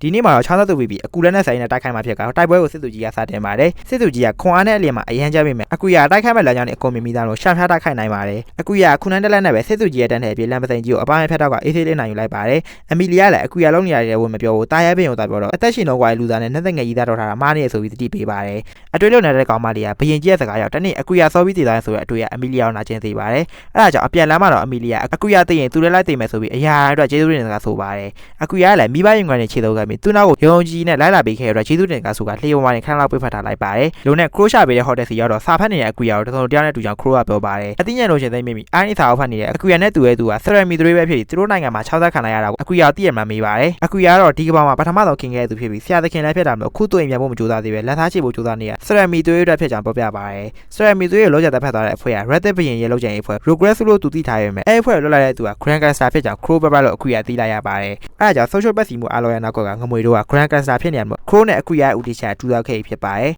်မာလီပွဲသေးမှာတော့ Crowbar လောကိစ္စ Grand Cancer ကိုရှင်းပြဖို့ဖြစ်ပြီးအကူရလူမတက်တဲ့ခြေသားဖြစ်ပဲရက်တည်ရှင်းတာမို့အဲလောက်တဲ့အင်ဒီနေဖြစ်နေပါတယ်ခုချိန်မှာတော့ Cerami သွေးတည်ဆုံးမှုနောက်ကွယ်မှာ Grand Cancer ရှိနေမှာအကူရ Crow ရဲ့လောက်ကိုလက်ခံမှုဦးလက်လိုက်ပြီးဖြစ်ပါတယ် Crow ကသူ့လောက်ကိုအကူရလက်ခံမိမယ်ဆိုလက်နက်ကျွေးမီကူရအသက်ကျွေးနဲ့လမ်းပြလက်စုပ်ကိုပါစူးဖြစ်ပေးမယ်ကြောင်းပြောပြပါတယ်အမီလီယာကတော့သူ့ကောင်လေးကိုလူတက်ဖို့ခိုင်းနေမှာ Crow နဲ့စကားများနေပါတယ် Grand က Cerami သွေးတည်ဆုံးမှုမှာပါဝင်နေမှာကခုချိန်မှာအမီလီယာကိုလည်းချိန်နေပြီလို့သူတက်လိုက်ဖို့လိုနေပြီလို့အကူရထားပြောပါတယ် Grand ကမကောင်းတာမှန်တယ်များအကောင်လုံးဝင်မယ်တက်ဆိုးရှင်နေရချင်းသူ့ဘေးမှာရှိနေတဲ့စွာကြီးစောင်းနေကြောင်ဖြစ်ပါတယ်အဲစောင်းနေရစွာမြင့်စေလို့ခေါ်တဲ့စိတ်တမျိုးကြောင့်မိစ္ဆာနေအောင်ရှင်းတိုက်လို့ရတဲ့တိုက်ခိုက်ရရှိနေပြီးတခင်ရဲ့မိတ်တိုင်းတစိုးသီးမကြံလို့ကြပါတယ်ခွန်အားကြီးလုံးပါရဲဆိုတဲ့ဆရမီတွေတောင်စေးသွန်းတဲ့လောက်ကျန်သူဒါမှမဟုတ် Grand ရဲ့လောင်းငယ်တိုင်းနဲ့တွေ့တော့အသက်ပေးခဲ့ရတာဖြစ်ပြီး Crow ကဒုက္ခမများလာခင် Grand ကိုရှင်းပြဖို့လိုကြောင်းပြောပြပါတယ် Grand ကလူကုန်ကူပြီးမိစ္ဆာနဲ့ပေးယူလုံးနေတာဖြစ်ကမိစ္ဆာမြေထဲမှာပဲရှိတဲ့တန်မိုးကြီးကုန်ကျန်းနဲ့လဲလဲပြီးပိုစွာမြင့်တဲ့တက်သားတွေကိုထုတ်ဖို့ကြိုးစားနေရဖြစ်ပါတယ်အဲဒါကြောင့်ပိုကျန်းတဲ့စွာမြင့်တက်သားတွေမထွက်လာခင်အကူရ Grand ကိုကိစ္စဖြတ်ဖို့မီးလောင်လေးပေးနေရဖြစ်ပါတယ်နောက်ရမနက်ခင်လေးမှာတော့လီယာရောက်လာခဲ့ပြီးနန်းတော်မှာတော့ဖြစ်ပက်ခဲ့ရတဲ့အတွက်အကူရတို့ကိုတောင်းပန်နေပါတယ်တာရဲပင်ရလည်း Grand ကိုတက်ပေးဖို့အကူရကိုလုပ်ပေးနေ Crow တီးလိုက်ရပါတယ်အတွေ့လူနဲ့လည်းတက်လို့မြဆက်ထားရင်လည်းမျိုးနဲ့မပြတ်တော့မှမလို့သုံးပြီးပြလိုက်လို့ရမယ်ကြေးသားလူသက်သမားကိုဘရင်ကြီးကငားဖို့ကြိုးစားနေဖြစ်တဲ့အကြောင်း Crow ကပြောပြပါတယ်လီယာကတော့အဲ့ညကိစ္စကြောင့်အထက်ထက်ခါတောင်းပန်နေပြီးမျိုးထဲပပြပေးမယ်ဆိုတာထွက်လာခဲ့ကြပါတယ်လီယာရဲ့စကားပြောဖို့ဆိုပုံအနေထားတွေက Crow သဘောကျနေဆိုတော့တီအမ်ဘီလီယာနှစ်ယောက်စီခွဲသားကြဖို့ထားပြောပါတယ်သူနဲ့အကူရနှစ်ယောက်တည်းပြောတာကိစ္စတွေရှိပြီးတွားရလေးလည်းရှိကြပြောကလီယာကို Crow နဲ့နှစ်ယောက်တည်းတွေ့လို့ရအောင်ရှောက်ကွင်းပေးလိုက်ပါတယ်တကယ်လည်းအကူရပြောတာကိစ္စတွေရှိနေလို့ဖြစ်ပြီးတရားတစ်ခုစီခေါ်လာက Crow ရဲ့အလုပ်ကိစ္စကိုလက်မခံလိုက်ရကြောင်းပြောပြပါတယ် Crow မပါလဲမိစ္ဆာမီတီတနည်းနဲ့တွားလို့ရနိုင်မယ့်အကြောင်းလူသားလိုက်ရှင်ကတခြားသူရဲ့ပုံမျိုးကိုခိုးလိုက်တာမျိုးအကူရလည်းမလုပ်ချင်ဘူးဆိုတော့သူသိနေပါတယ်ဒါပေမဲ့လည်းအစကတည်းကအဆုံးဖြတ်ထားတဲ့ဆရာသခင်အတွက်လက်စားချေဖို့နဲ့မဖြစ်နိုင်တဲ့လက်စားချေမှုတွေနှလုံးသားပိတ်မိနေပြင်မမိသိမဲ့ Crow ရဲ့ဘက်ကိုအကူရအတွေ့မိပါတယ်တစ်ဖက်ကလက်စီနဲ့ယူယူကတော့တာဝန်အတွက်ခီးဆက်နေတဲ့စကားပြောဖြစ်ကြပါတယ်မိစ္ဆာဘရင်ကြီးမကလို့ဘာကြီးနေလောကရဲ့စီမံတွေကိုချိုးဖောက်ဖို့မသိကြအောင်နဲ့အဲ့လိုကိစ္စတွေကြောင့်လည်းလက်စီကသူ့ဖေအိမ်ပေါ်ကနေဆင်းလာခဲ့တာဖြစ်ပါတယ်ဒီလိုနဲ့လူသူကင်းတဲ့ဒေသအတဲခုခံတည်တည်တကူရှိရောက်လာပါတယ်စွမ်းသားရေးသမားတွေကုန်းတဲ့တွေအများကြီးတစ်ထောင်နာကြတဲ့တဲခုခံဖြစ်ကြောင်းနဲ့အပေါ်ထက်မှာအရက်ဆိုင်လေးရှိကြောင်းယူယူကပြောပြပါတယ်လက်စီလည်းနေ့လည်စားဖို့တဲခုခံနဲ့ဝင်လာခဲ့ပြီးကောင်နာကောင်လေးစီကနေ Grand ရဲ့လောက်ကိစ္စနဲ့ပတ်သက်ပြီးသတင်းချက်လက်တွေကိုမေးပါတယ်အခကျွင်းကြီးများများရပါမယ်အန်ရီရှိတဲ့မိစ္ဆာနဲ့တွေ့လို့ရမယ်စွမ်းသားရေးသမား Grand ရဲ့အလုပ်တွေပြီးတော့ Red ဘရင်စီလူတိမခံရပစ္စည်းပို့ရတဲ့အလုပ်တွေရှိကြောင်းလက်စီတီးလိုက်ရပါတယ် Grand Cancer နဲ့ပတ်သက်ပြီးအချက်လက်တော်များများကိုတီးလိုက်ရမယ်ပြန်ခိုင်ကြီးလက်စီကပြဿနာရှာခဲ့တယ်လို့ယူယူကတော့အာနာနေပါတယ်တစ်ဖက်ကလီကတော့သူ့အရွယ်ရောက်လာပြီးကလေးလိုမဆက်ဆက်မှုနဲ့သူ့ကိုဟန်တေးမော်တင်ပြီးဖို့တောင်းဆိုပါတယ် Crow ကတော့ပင်ပန်းခတ်ထန်လာတဲ့ဟန်တေးကြောင့်လီယာပက်စီမှမလို့ရှင်တာမျိုးမတင်ပေးရဖြစ်ကြောင်းရှင်းပြပါတယ်နောက်တော့ဟီကန်ဘန်နာလို့ခေါ်တဲ့အနီရောင်ပန်းတော်စီခေါ်လာခဲ့အနီရောင်ဟီကန်ဘန်နဲ့အရင်ခေတ်သူရဲ့ကောင်တယောက်ကဒီကဘာမဟုတ်တဲ့ဘတ်တာကဘာကြီးစီကနေယူလာခဲ့တာဖြစ်ပါတယ်အကူရတို့ကဘာမှာတော့ဟီကန်ကိုတီးပြီးရောင်းမဲ့ကဘာလို့သတ်မှတ်ထားပါတယ်အဲဒါကြောင့်လည်းဟီကန်ဘန်ကအလောက်လာကြောင်း Crow ကပြောပြပါတယ်လီယာကတော့ဘာလို့လူသူကင်ပြီးလှပတဲ့ဒီနေရာကိုခေါ်လာလိုက်ပြီးတော့ Crow ကဒီတိုင်းပတ်ရှင်လို့တက်ပဲဆိုပြီးဖြေပါတယ်တယောက်တည်းလူပြိုကြီးလို့အယိုထုတ်ရှင်နေတဲ့ Crow ချစ်ရတူမထားချင်ဘူးလားဆိုပြီးလီယာရေလာမမေးလုပ်ပါတယ်ညီမတို့လာစားချေဖို့စဉ်းစားမိတဲ့အချိန်တိုင်းကိုအတွက်ပျော်ရွှင်စိတ်မရှိတော့ကြောင်း Crow ကဖြေပါတယ်ရေလာမမေးလို့ချေပေမဲ့ရေမလာတော့လီယာလည်းမျောလင်းချက်ကိမဲ့သွားပါတယ်တစ်ဖက်ကမိစ္ဆာမြေစီခီးနေကြတဲ့သူရဲကောင်းတို့အုပ်စုကတော့ခီးလန်းတစ်ထောင်နာနေကြပါတယ်စူကားဆာနဲ့ဂိုစကတော့အကူရနဲ့ပတ်သက်ပြီးစကားပြောပြကြပါတယ်သူရဲကောင်းမဆိုရဲသူထက်စွမ်းအများကြီးတာတဲ့အကူရကိုမနာလို့ဖြစ်မိကြောင်းနဲ့ သူလည်းအကူရလို့တကုံသမားမဖြစ်ချင်မိကြောင်းစုကားစားရင်ဖွင့်နေပါတယ်လူသားအမကိစ္စနဲ့ပတ်သက်ပြီးတူဝင်နေတဲ့အကူရကိုအမီလီယာတော့ကိုယ်စိတ်လိုချင်နေဖို့မှာနေပါတယ်အဲ့ချိန်အနာရုပ်ဆောင်တဲ့ဆိုင်မှာကလေးတယောက်ကြည့်ကြနေတဲ့အတန်ကိုကြားရတော့အကူရမူရင်းကပဘောကသူ့ညီမလေးကိုပြန်အောင်မိနေပါတယ်ငငယ်တုန်းကမိဆောင်ပါဆောင်ရှိတဲ့အကူရတို့မိသားစုကမြို့တွေကတိုက်ခန်းချက်ကြီးတဲ့အဆင်ပြေနေခဲ့ရပါတယ်တရက်တော့အဖေဖေသူကရုတ်တရက်ပြောက်သွားပြီးဈေးကြီးလာတဲ့အိမ်ငါးခါကိုမတက်နိုင်တော့လို့ဈေးပေါ်တိုက်ခိုင်းခဲ့လို့ပြောင်းအောင်ဖို့ဖြစ်လာပါတယ်အဲ့တော့ကအိမ်မပြောင်းရှင်လို့ပူဇာနေတဲ့ညီမလေးအတန်အောင်မိနေတာဖြစ်ပြီးမိသားစုတော့ပဲကြမ်းခဲ့ပေမဲ့နှွေးထွေးကျင်လာတဲ့အချိန်လေးကိုပြန်တွေးနေမိပါတယ်လူသက်သမားဖြစ်သွားလို့မူရင်းကပကနေသူ့မိသားစုစီပြန်ရင်ဘယ်လိုမျက်နှာမှုနဲ့ပြန်လဲအမီလီယာကိုမေးနေမိပါတယ်မူရင်းကပပေါ်မှာတော့ကျောင်းသားတွေပြောက်သွားပြီးဘာသာနာမများရဲ့တဲ့တင်ကိုနားထောင်နေအကူရညီမလေးတယောက်တလက်ချက်ရမဲ့ဟင်ကိုသူပဲတလားလောက်ချက်နေလို့စိတ်ဆိုးနေပါတယ်အကိုဖေသူ့ပေါ်ယုံကြည်ချက်ပြည့်ရှိပြီးပြန်လာမယ်ဆိုတော့ယုံကြည်နေလို့အရင်တော့အငိုတန်တဲ့ကောင်းမလေးကအခုချိန်မှာတော့စိုးရိမ်နေတဲ့သူ့မိကောင်ပြန်အားပေးနေပါတယ်ဂရန်ကဆာနဲ့ပတ်သက်ပြီးအချက်လက်တွေလိုက်စုဆောင်နေတဲ့ယိုနဲ့လက်စီကလည်းလှပတဲ့ဥယျာဉ်မှုစီရောက်လာပြီဖြစ်ပါတယ်မှောင်ကိုစီးဝါးရည်နဲ့ပတ်သက်ပြီးအချက်လက်တော်တော်များများကိုသိခဲ့ရပြီးကဘယ်လိုထုံးချုံလောက်ကနေလဲသိရဖို့ဒီဘုတ်ထဲမှာရှာဖွေလေ့လာဖို့ဖြစ်ပါတယ်အမီလီယာလိုပဲအစားတရားနဲ့လက်စီကအချက်လက်ရှာတာအကြောင်းပြပြီးမိုးပေါ်တဲ့ဥယျာဉ်မှုတွေမိုးပတ်စားနေပါတယ်အဲ့ဒါတည်းမကပဲလေးပတ်စီပြီးအပန်းပိခီလိုပါစိန်ခံနေတော့ယိုလည်းသူတို့အချက်လက်စုဖို့သွားနေမှာမဟုတ်လားဆိုပြီးပြန်တတိပေးနေပါတယ်လေမလျှော့တဲ့လက်စီကဒါလည်းပဲရင်ပတ်ဝန်းကျင်ကိုလေးလာနေရပဲဆိုပြီးပြန်ဖြေရှင်းတော့ယိုလည်းဘာမှဆက်မပြောနိုင်ဖြစ်သွားပါတယ်လေဂျင်တိုင်းလည်းနေပြီးယိုကတော့အချက်လက်ရှာဖို့တတိပေးနေအနီးနားမှာတွေ့တဲ့စွန်သားလေးလူတယောက်ကို Grand နဲ့ပတ်သက်ပြီးမေးပါတယ်တခုလို့ရှိရင်တခုပေးစားမယ်ခက်ကြီးတဲ့ Grand ရဲ့နှာဦးဖွဲ့ဝင်တွေကို Leslie ကဘာမှမပေးနိုင်တယ်လို့ဘာချက်လက်မှကာကနာနာမသိရဖြစ်နေပါတယ်အဲ့ချိန်အခုရအချက်လက်နဲ့ပတ်သက်ပြီးအလော်ကြီးလို့ကြောင့်ယိုကိုစိတ်တွေကနေအချက်ပေးလာပါတယ် Leslie ကလည်းအဲ့အကြောင်းကိုသိလာတယ်နဲ့သူသေချာချာရောမယ်ဆိုပြီး Grand ရဲ့အိမ်ကြီးကိုရေးလေးလာပါတယ်ဘေးရဖျားကြောင့်နှစ်ဆလောက်ကြီးနေတဲ့အင်ဂျင်မျိုးအချက်လက်ကိုဝင်ရှာဖို့ဆိုညဘက်မှဆင်ပြီးမှအောင်နားတယ်ယိုတို့နှစ်ယောက်ကတော့စွန်သားရေးဖွဲ့ရဲ့စကန်ဆိုင်လေးကိုယင်သွားခဲ့ပါတယ်ဆိုင်ပိတ်လို့အထဲမှာထိုင်တောင်းနေတဲ့စွန်သားရေးသမားတွေစီ Leslie ကတော့အကြောက်ရောမရှိဝင်လာပါတယ်ဆိုင်တွင်းမှန်းကအနေထားကိုဝင်လေးလာတာဖြစ်ပြီးငမူးတွေရဲ့တဘာဝအတိုင်း main လေးမြင်နောက်ဆက်ချင်ပါတယ်ဒါပေမဲ့မိစ္ဆာရဲ့သမီးဖြစ်တာလို့ကြီးမားလာတဲ့ခွန်နဲ့ငမူးသားကိုအမှုပြအောင်မလုပ်ပြီးပြန်ထွက်လာခဲ့ပါတယ်ပထမထပ်နဲ့ဒုတိယထပ်ရဲ့ကြာအမြင်ကကွာလုံးနေရမလို့ဒီဆိုင်ရဲ့အပေါ်ထပ်မှာထပ်ကုန်းနဲ့တူလှုပ်ဝက်ခံမှရှိနေကြောင်းယူကိုပပတ်နေပါတယ်နောက်တော့ကျောင်းသားလေးကိုကောကဆွဲပြီးထက်ကူကအခန်းရဲ့လေဝင်ပေါက်တဲ့လမ်းပြစ်ထည့်လိုက်ပါတယ်တကယ်လည်းထက်ကူကအခန်းထဲရောက်တော့ခုံပေါ်မှာတင်ထားတဲ့စားရဆိုင်တစုကိုယူတွေ့ခဲ့ပြီးသူ့သခင်အခုရစီအရောက်ယူလာခဲ့ပါတယ်အဲ့စာထဲမှာလူပန်းခေါ်တဲ့အချိန်နေရာနဲ့မိစ္ဆာမြကုံကျန်းတွေထွက်လာတယ်လမ်းပြီးတော့ Red နိုင်ငံကိုအငှားတက်တာတွေပေးရမှတ်တနေပါပြီခရူရဲ့စကားအကုန်အမှန်ဆိုတော့အခုရလုံးဝလက်ခံသွားပါတယ်ဒီလိုအချက်လက်ဆောင်ပါတဲ့စားရဆိုင်ကိုလဲလဲရလာခဲ့လို့အခုရထူးဆန်းနေပြီဘာလို့သိချာမသိတာလဲစဉ်းစားနေကြပါတယ်ယူကတော့အဲ့ဆာရတွေကိုလှုပ်ဝက်ခံနေရခဲ့တာဖြစ်ကြောင်းပြောပြီးမြဲ Grand ရဲ့အိမ်ကြီးမှာသိချာဝတ်ထားရင်ပိုတော်အားကြမှာလို့အတွေးများနေရပါတယ်အဲ့ချိန်တစ်ဖက်က Grand ကစားကတော့အချက်လက်ဆိုင်ထားနေရသေးရဲ့စွန်သားသမားလေးကိုသူ့စီစင်ခေါ်တာပါတယ်အဲ့ဆာရဆာလာပြောက်သွားရချင်းဒီလေးယောက်ထဲမှာတစ္ဆာပါတာရှိလို့ပဲဆိုပြီးတက်ချင်တဲ့လူတယောက်ကိုအန်တိုင်းကိစ္စတုံးလိုက်ပါတယ်ကျန်တဲ့တော်ကိုလည်းတခိုးပြန်လာရှာဖို့တောင်းပေးထားပြီးဖမ်းနိုင်တဲ့သူကိုစုပေးမဲ့ကြောင်းတစ်ခါလဲပြောထားပါတယ်ခရိုကတော့အခုရမသိတဲ့အချက်လက်တစ်ခုကိုပြောပြပါတယ် Grand Red နဲ့ဥရနိုင်ငံစစ်ပြောင်းဂျားတဲ့ကနေသူထိုးနေရဖြစ်ပြီး Grand ကိုခိုင်းနေရတာကလည်း Red ပင်ပဲဖြစ်ပါတယ်ကိုဗစ်တွေအချောင်မှန်ခံရတဲ့သက်တွေရှိရင်စစ်ပြရဖို့အကြောင်းရင်းခိုင်းတော့တာမျိုး Red ပင်က Grand ကိုပတ်စံပေးပြီးမှောက်ခုလူကုန်ကွားတွေတိတ်တိတ်လှုပ်ဆောင်နေပါတယ်အခုရ Red ပင်ကဘာလို့စစ်ဖြစ်ချင်ရလဲ Crow မေးပါတယ် Red ပင်မှာအရင်တုန်းကအရန်ချရတဲ့အမျိုးသမီးရှိခဲ့ပြီးသူ့မိမတိတ်ဆုံသွားခဲ့ပြီးမျိုးပြန်နေရှင်တန်အောင်လုပ်ပေးဖို့ကြိုးစားနေရဖြစ်ပါတယ်အမီလီယာပြန်နေရှင်တန်ရှင်မော်တော့တေဗီရဲ့နေနေကြတဲ့သူကိုပဲသုံးလာတာဖြစ်ပေမဲ့ Red မိဖျားကိုပြန်နေရှင်တန်လုပ်ပေးဖို့ဆိုတာမဖြစ်နိုင်ကြောင်းအမီလီယာထားပြောပါတယ်ဒီလောကကြီးမှာလဲလဲချင်းဆိုတဲ့ skate ကိုရှိပြီးလူများကြီးရဲ့အသက်တွေကိုစတေးကတေသူတယောက်ကိုပြန်လဲရှင်းသန်စေနိုင်ပါတယ်ဘီရင်ကြီးက SK ကိုတုံးဖို့တော့စစ်ပွဲကိုဖော်ဆောင်နေတာဖြစ်ပါတယ်စစ်ပွဲကြီးကြီးမှဖြစ်ပြီးလူများတဲ့လေသူစီနီးပြန်ရှင်မှုမြန်လေးဖြစ်ကြောင်း Crow ကရှင်းပြပါတယ်အခုလိုအတွင်းသတင်းတွေကိုအရင်က Red ရဲ့ဒူတက်ချုပ်ကြီးစံပပလို့သိခဲ့ရတာဖြစ်ပြီးအခုရတော့အတ္တကြီးရဲ့ Red ပြင်ပေါ်အမျက်ထွက်နေပါတယ်နောက်ပြီးနန်းတော်မှာကြံခဲ့တဲ့အခုရတော့ကဘာအတန်းသားတွေကစစ်ပွဲမှာဥဆောင်မဲ့သူရဲကောင်းတွေဖြစ်မှာလို့တေချာပေါအသက်ရှင်မှုရအောင်နေကြောင်းနဲ့စစ်ပွဲနဲ့တူသူတို့ရဲ့ကံကြမ္မာအခုရနဲ့လုံးဝသက်ဆိုင်ကြောင်းပြောပြပါတယ်စစ်ပွဲတော့ဒါဖို့ဆိုစစ်မွေးမိရဲ့ Grand ကိုတတ်ဖို့လိုတာကိုအခုရလုံးဝနားလဲသဘောပေါက်သွားပါတယ်အဲ့ချိန်လက်စီကသူလဲဆောနာမျိုးတဲ့ပိုင်အရေးကြီးတဲ့အချက်လက်တွေရတာကြောင့်ပြောကအရန်ကောင်းတဲ့စားတော့ဆိုင်နဲ့စုံလာတဲ့စားဆိုင်ကြီးကိုတွေ့ခဲ့ကြရုပ်တည်ကြီးနဲ့ထားပြောပါတယ်သူတွေ့ခဲ့တဲ့နေရာကိုအားပါတဲ့ကြီးပုံနေတဲ့လက်စီကိုရောမီ follow လိုက်ပြီးနဲ့တူတယောက်သူကတော့အမီလီယာပဲဖြစ်ပါတယ်နောက်တော့စိတ်ညစ်တဲ့တွေကိုခဏဖယ်ပြီးလေကောင်းလေးတန်းရွှေအောင်ဆိုပြီးအခုရကိုခေါ်ကမျိုးတဲ့ shop ပင်ထွက်လာပါတယ်အခုရစားအုပ်ဝင်ဦးမှမလို့အမီလီယာကိုလက်စီနဲ့အပ်ထားပြီးစားအုပ်ဆိုင်ထဲမှာစားအုပ်တွေသွားကြည့်နေပါတယ်စားအုပ်ပေါ်အာရုံနေတဲ့အခုရလွယ်ကိုတခိုးတယောက်ကလွယ်လွယ်နဲ့ခိုးသွားလို့ယူရူကအဲ့တခိုးယူရတဲ့အထိပညာပေးလိုက်ပါတယ်အခုရသူ့ရဲ့ပါလာတော့မသိတော့ဒီတတိလွတ်လွတ်ဖြစ်နေရချင်းသူလူတက်ရတော့မှာပါလားဆိုတဲ့စိုးရင်စိတ်ကြောင့်ဖြစ်ပါတယ်အခုရညနေပိုင်းတော့ရေပန်းကျဲကံမောင်မှာယူရူနဲ့နှစ်ယောက်ထက်စကားပြောဖြစ်ပါတယ်ယူရူကစိတ်ထဲမှာချိမဆက်ဖြစ်နေအခုရောက်လာတဲ့တာမို့ပါတနာဖြစ်တဲ့သူ့ကိုအစင်မပြေအကောင်ရင်ဖွင့်နိုင်ကြောင်းပြောပြပါတယ်လက်စီပြောခဲ့ဘူးလူတယောက်ကိုတက်လိုက်တာအဲ့လူရဲ့တပွားသာပုံမျိုးခိုးလိုက်တာပဲဆိုတဲ့အကြောင်းရင်းအခုရစိတ်ကိုချုပ်တည်နေပါတယ်သူ့လောကချောင်းမတက်ဖက်သူဖြစ်တာမို့လူတက်တာသူနဲ့လိုက်ဖက်တဲ့လို့ဖြစ်ပေမဲ့သူ့ရဲ့စိတ်ရင်စခံကဖြူစင်တာမို့လူတက်ဖို့တိုးတော်နေမိကြောင်းရင်ဖွင့်ပါတယ်အဲ့တကားရောက်ကြတော့ယူရူကအရင်တုန်းကမျိုးတမျိုးသာလူတက်ပြီးချိန်ကစားလို့အခုချိန်ကြီးနှလုံးသားခါချောင်းနေလို့ခံစားရပြီးအခုရောက်လဲအဲ့လိုမခံစားသိချင်ကြောင်းအသိပေးပါတယ်ဒါပေမဲ့ချီရသူကိုကောက်ွယ်ဖို့လိုလာချိန်မှာတော့ကိုအပြစ်နေတဲ့မျိုးကြောင့်နဲ့သူ့သခင်ကတတ်မှာပါတယ်ဆိုပြီးအားပေးပါတယ်တကယ်လို့သူ့သခင်လူတက်မှာမလို့နိုင်ဘူးဆိုရင်တော့သူသိရှိနေပါတယ်ဆိုပြီးပြောတော့အခုရဒီကိစ္စကိုသူများကောင်းကိုပို့လိုက်ရင်သူအမိုက်ကောင်ဖြစ်သွားမှာပေါ့ဆိုပြီးရှင်းချက်စာပြောပါတယ်ပထမဆုံး Grand တက်တဲ့သူဟုတ်မဟုတ်စစ်စစ်အုပ်မိုက်ကြောင်းနဲ့ကျန်တာကိုနောက်မှဆုံးဖြတ်မယ်ဆိုပြီးဦးတီချောက်ပြောပြပါတယ် ယူနဲ့ပါနာလောက်လိုက်ရတဲ့တခုတော့အကြောင်းရင်းကကြောင်တော်ချက်တဲ့သူ့စိတ်ကြောင့်ဖြစ်ကြောင်းအကူရပြပြပါတယ်ညနေဆောင်တော့အကူရတော့ grand ရဲ့ပုံစံမောင်စစ်စီဖို့စွန်သားရေးသမားရုပ်ကိုရောက်လာပါတယ်ဝင်ချင်းမရဲ့တကောင်နဲ့ရထားတော်နေကောင်နဲ့ညီပြီးအကူရောင်းနဲ့အခြေတင်နေဖြစ်နေပါတယ်ဆွဲလိုက်ရတာနဲ့ပွဲဖေးတော်မဲ့ချိန်မှာပဲနောက်ကနေကွီးချင်းနဲ့ကောင်မထွက်လာပြီးသူ့လူကိုတားလိုက်ပါတယ်ကွီးချင်းနဲ့ကောင်မလေးကအမီလီယာနဲ့နမကြီးနဲ့ဆိုင်းလက်ဆက်စစ်ဖြစ်ကြောင်းပြောပြလိုက်တော့ရန်နေသွချန်နဲ့ပဲလေသူမသိခဲ့လို့ရိုင်းမိပါတယ်ဆိုပြီးပြန်တောင်းပန်နေပါတယ်တကယ်တော့အဲ့ဘယ်ကအရေးမို့အကျဉ်းသားသုံးခဲ့တဲ့အကူရောရင်ငယ်တွေကသဘောကျခဲ့တာဖြစ်ပြီးအပြင်မှာမမြင်ဘူးလို့အခုလိုရိုင်းမိရတော့အထက်ထက်အလဲလဲကိုတောင်းပန်နေချပါတယ်နောက်တော့သူ့ကိုတပည့်ဖြစ်ပါလက်ခံပြီးဖို့တပည့်ခံနေချိန်မှာပဲဘယ်ကောင်နဲ့စူညံနေလဲဆိုတဲ့စကားနဲ့သူဆိုင်ကိုလူတယောက်ရောက်လာပါတယ်သူကတော့အစိုးရကထုတ်အောင် grand ပဲဖြစ်ပြီးအမီလီယာကိုပဲတမ်းမြင်ကသူကဒီမျိုးကစွန့်စားတဲ့သမားကောင်းဆောင် grand ကစားပါဆိုပြီးသူ့ကိုယ်သူဥစားမိတ်ဆက်လိုက်ပါတယ်ဒါကတော့ my serious assassin အပိုင်း7ဖြစ်ပါတယ်ဆောင်းသက်သားရင်းနဲ့တူအကူရတို့ရှိရဆိုင်နဲ့ဝင်လာတဲ့ grand ကစားသူစကားပြောချင်တဲ့သူတယောက်ပဲရှိပါတယ်သူကတော့အမီလီယာဖြစ်ပြီးပြောစရာစကားရှိရလို့သူ့အိမ်တော်ကြီးစီလိုက်ခဲ့ဖို့ဖိတ်ခေါ်ပါတယ်စကားကိုစောကြောကြီးပြောနေရမလို့မခံနိုင်တဲ့အကူရထိုင်ရရင်ထားလာတော့ဘာမှမဟုတ်တဲ့ကောင်ကသူ့လမ်းလာချောလို့မရအောင်ဆိုပြီးလေ့ကျင့်နေပြန်ပါတယ်အကူရကိုမိုးချိုးမိုးချိုးလေးပြောပြီး silent assassin အကြောင်းကိုလည်းသိကဆရာမီသွေးရဲ့ဖြစ်ခဲ့တဲ့စိုးစားဆိုပြီးအကူရရဲ့ဒေါသကိုနှိုးဆွလိုက်ပါတယ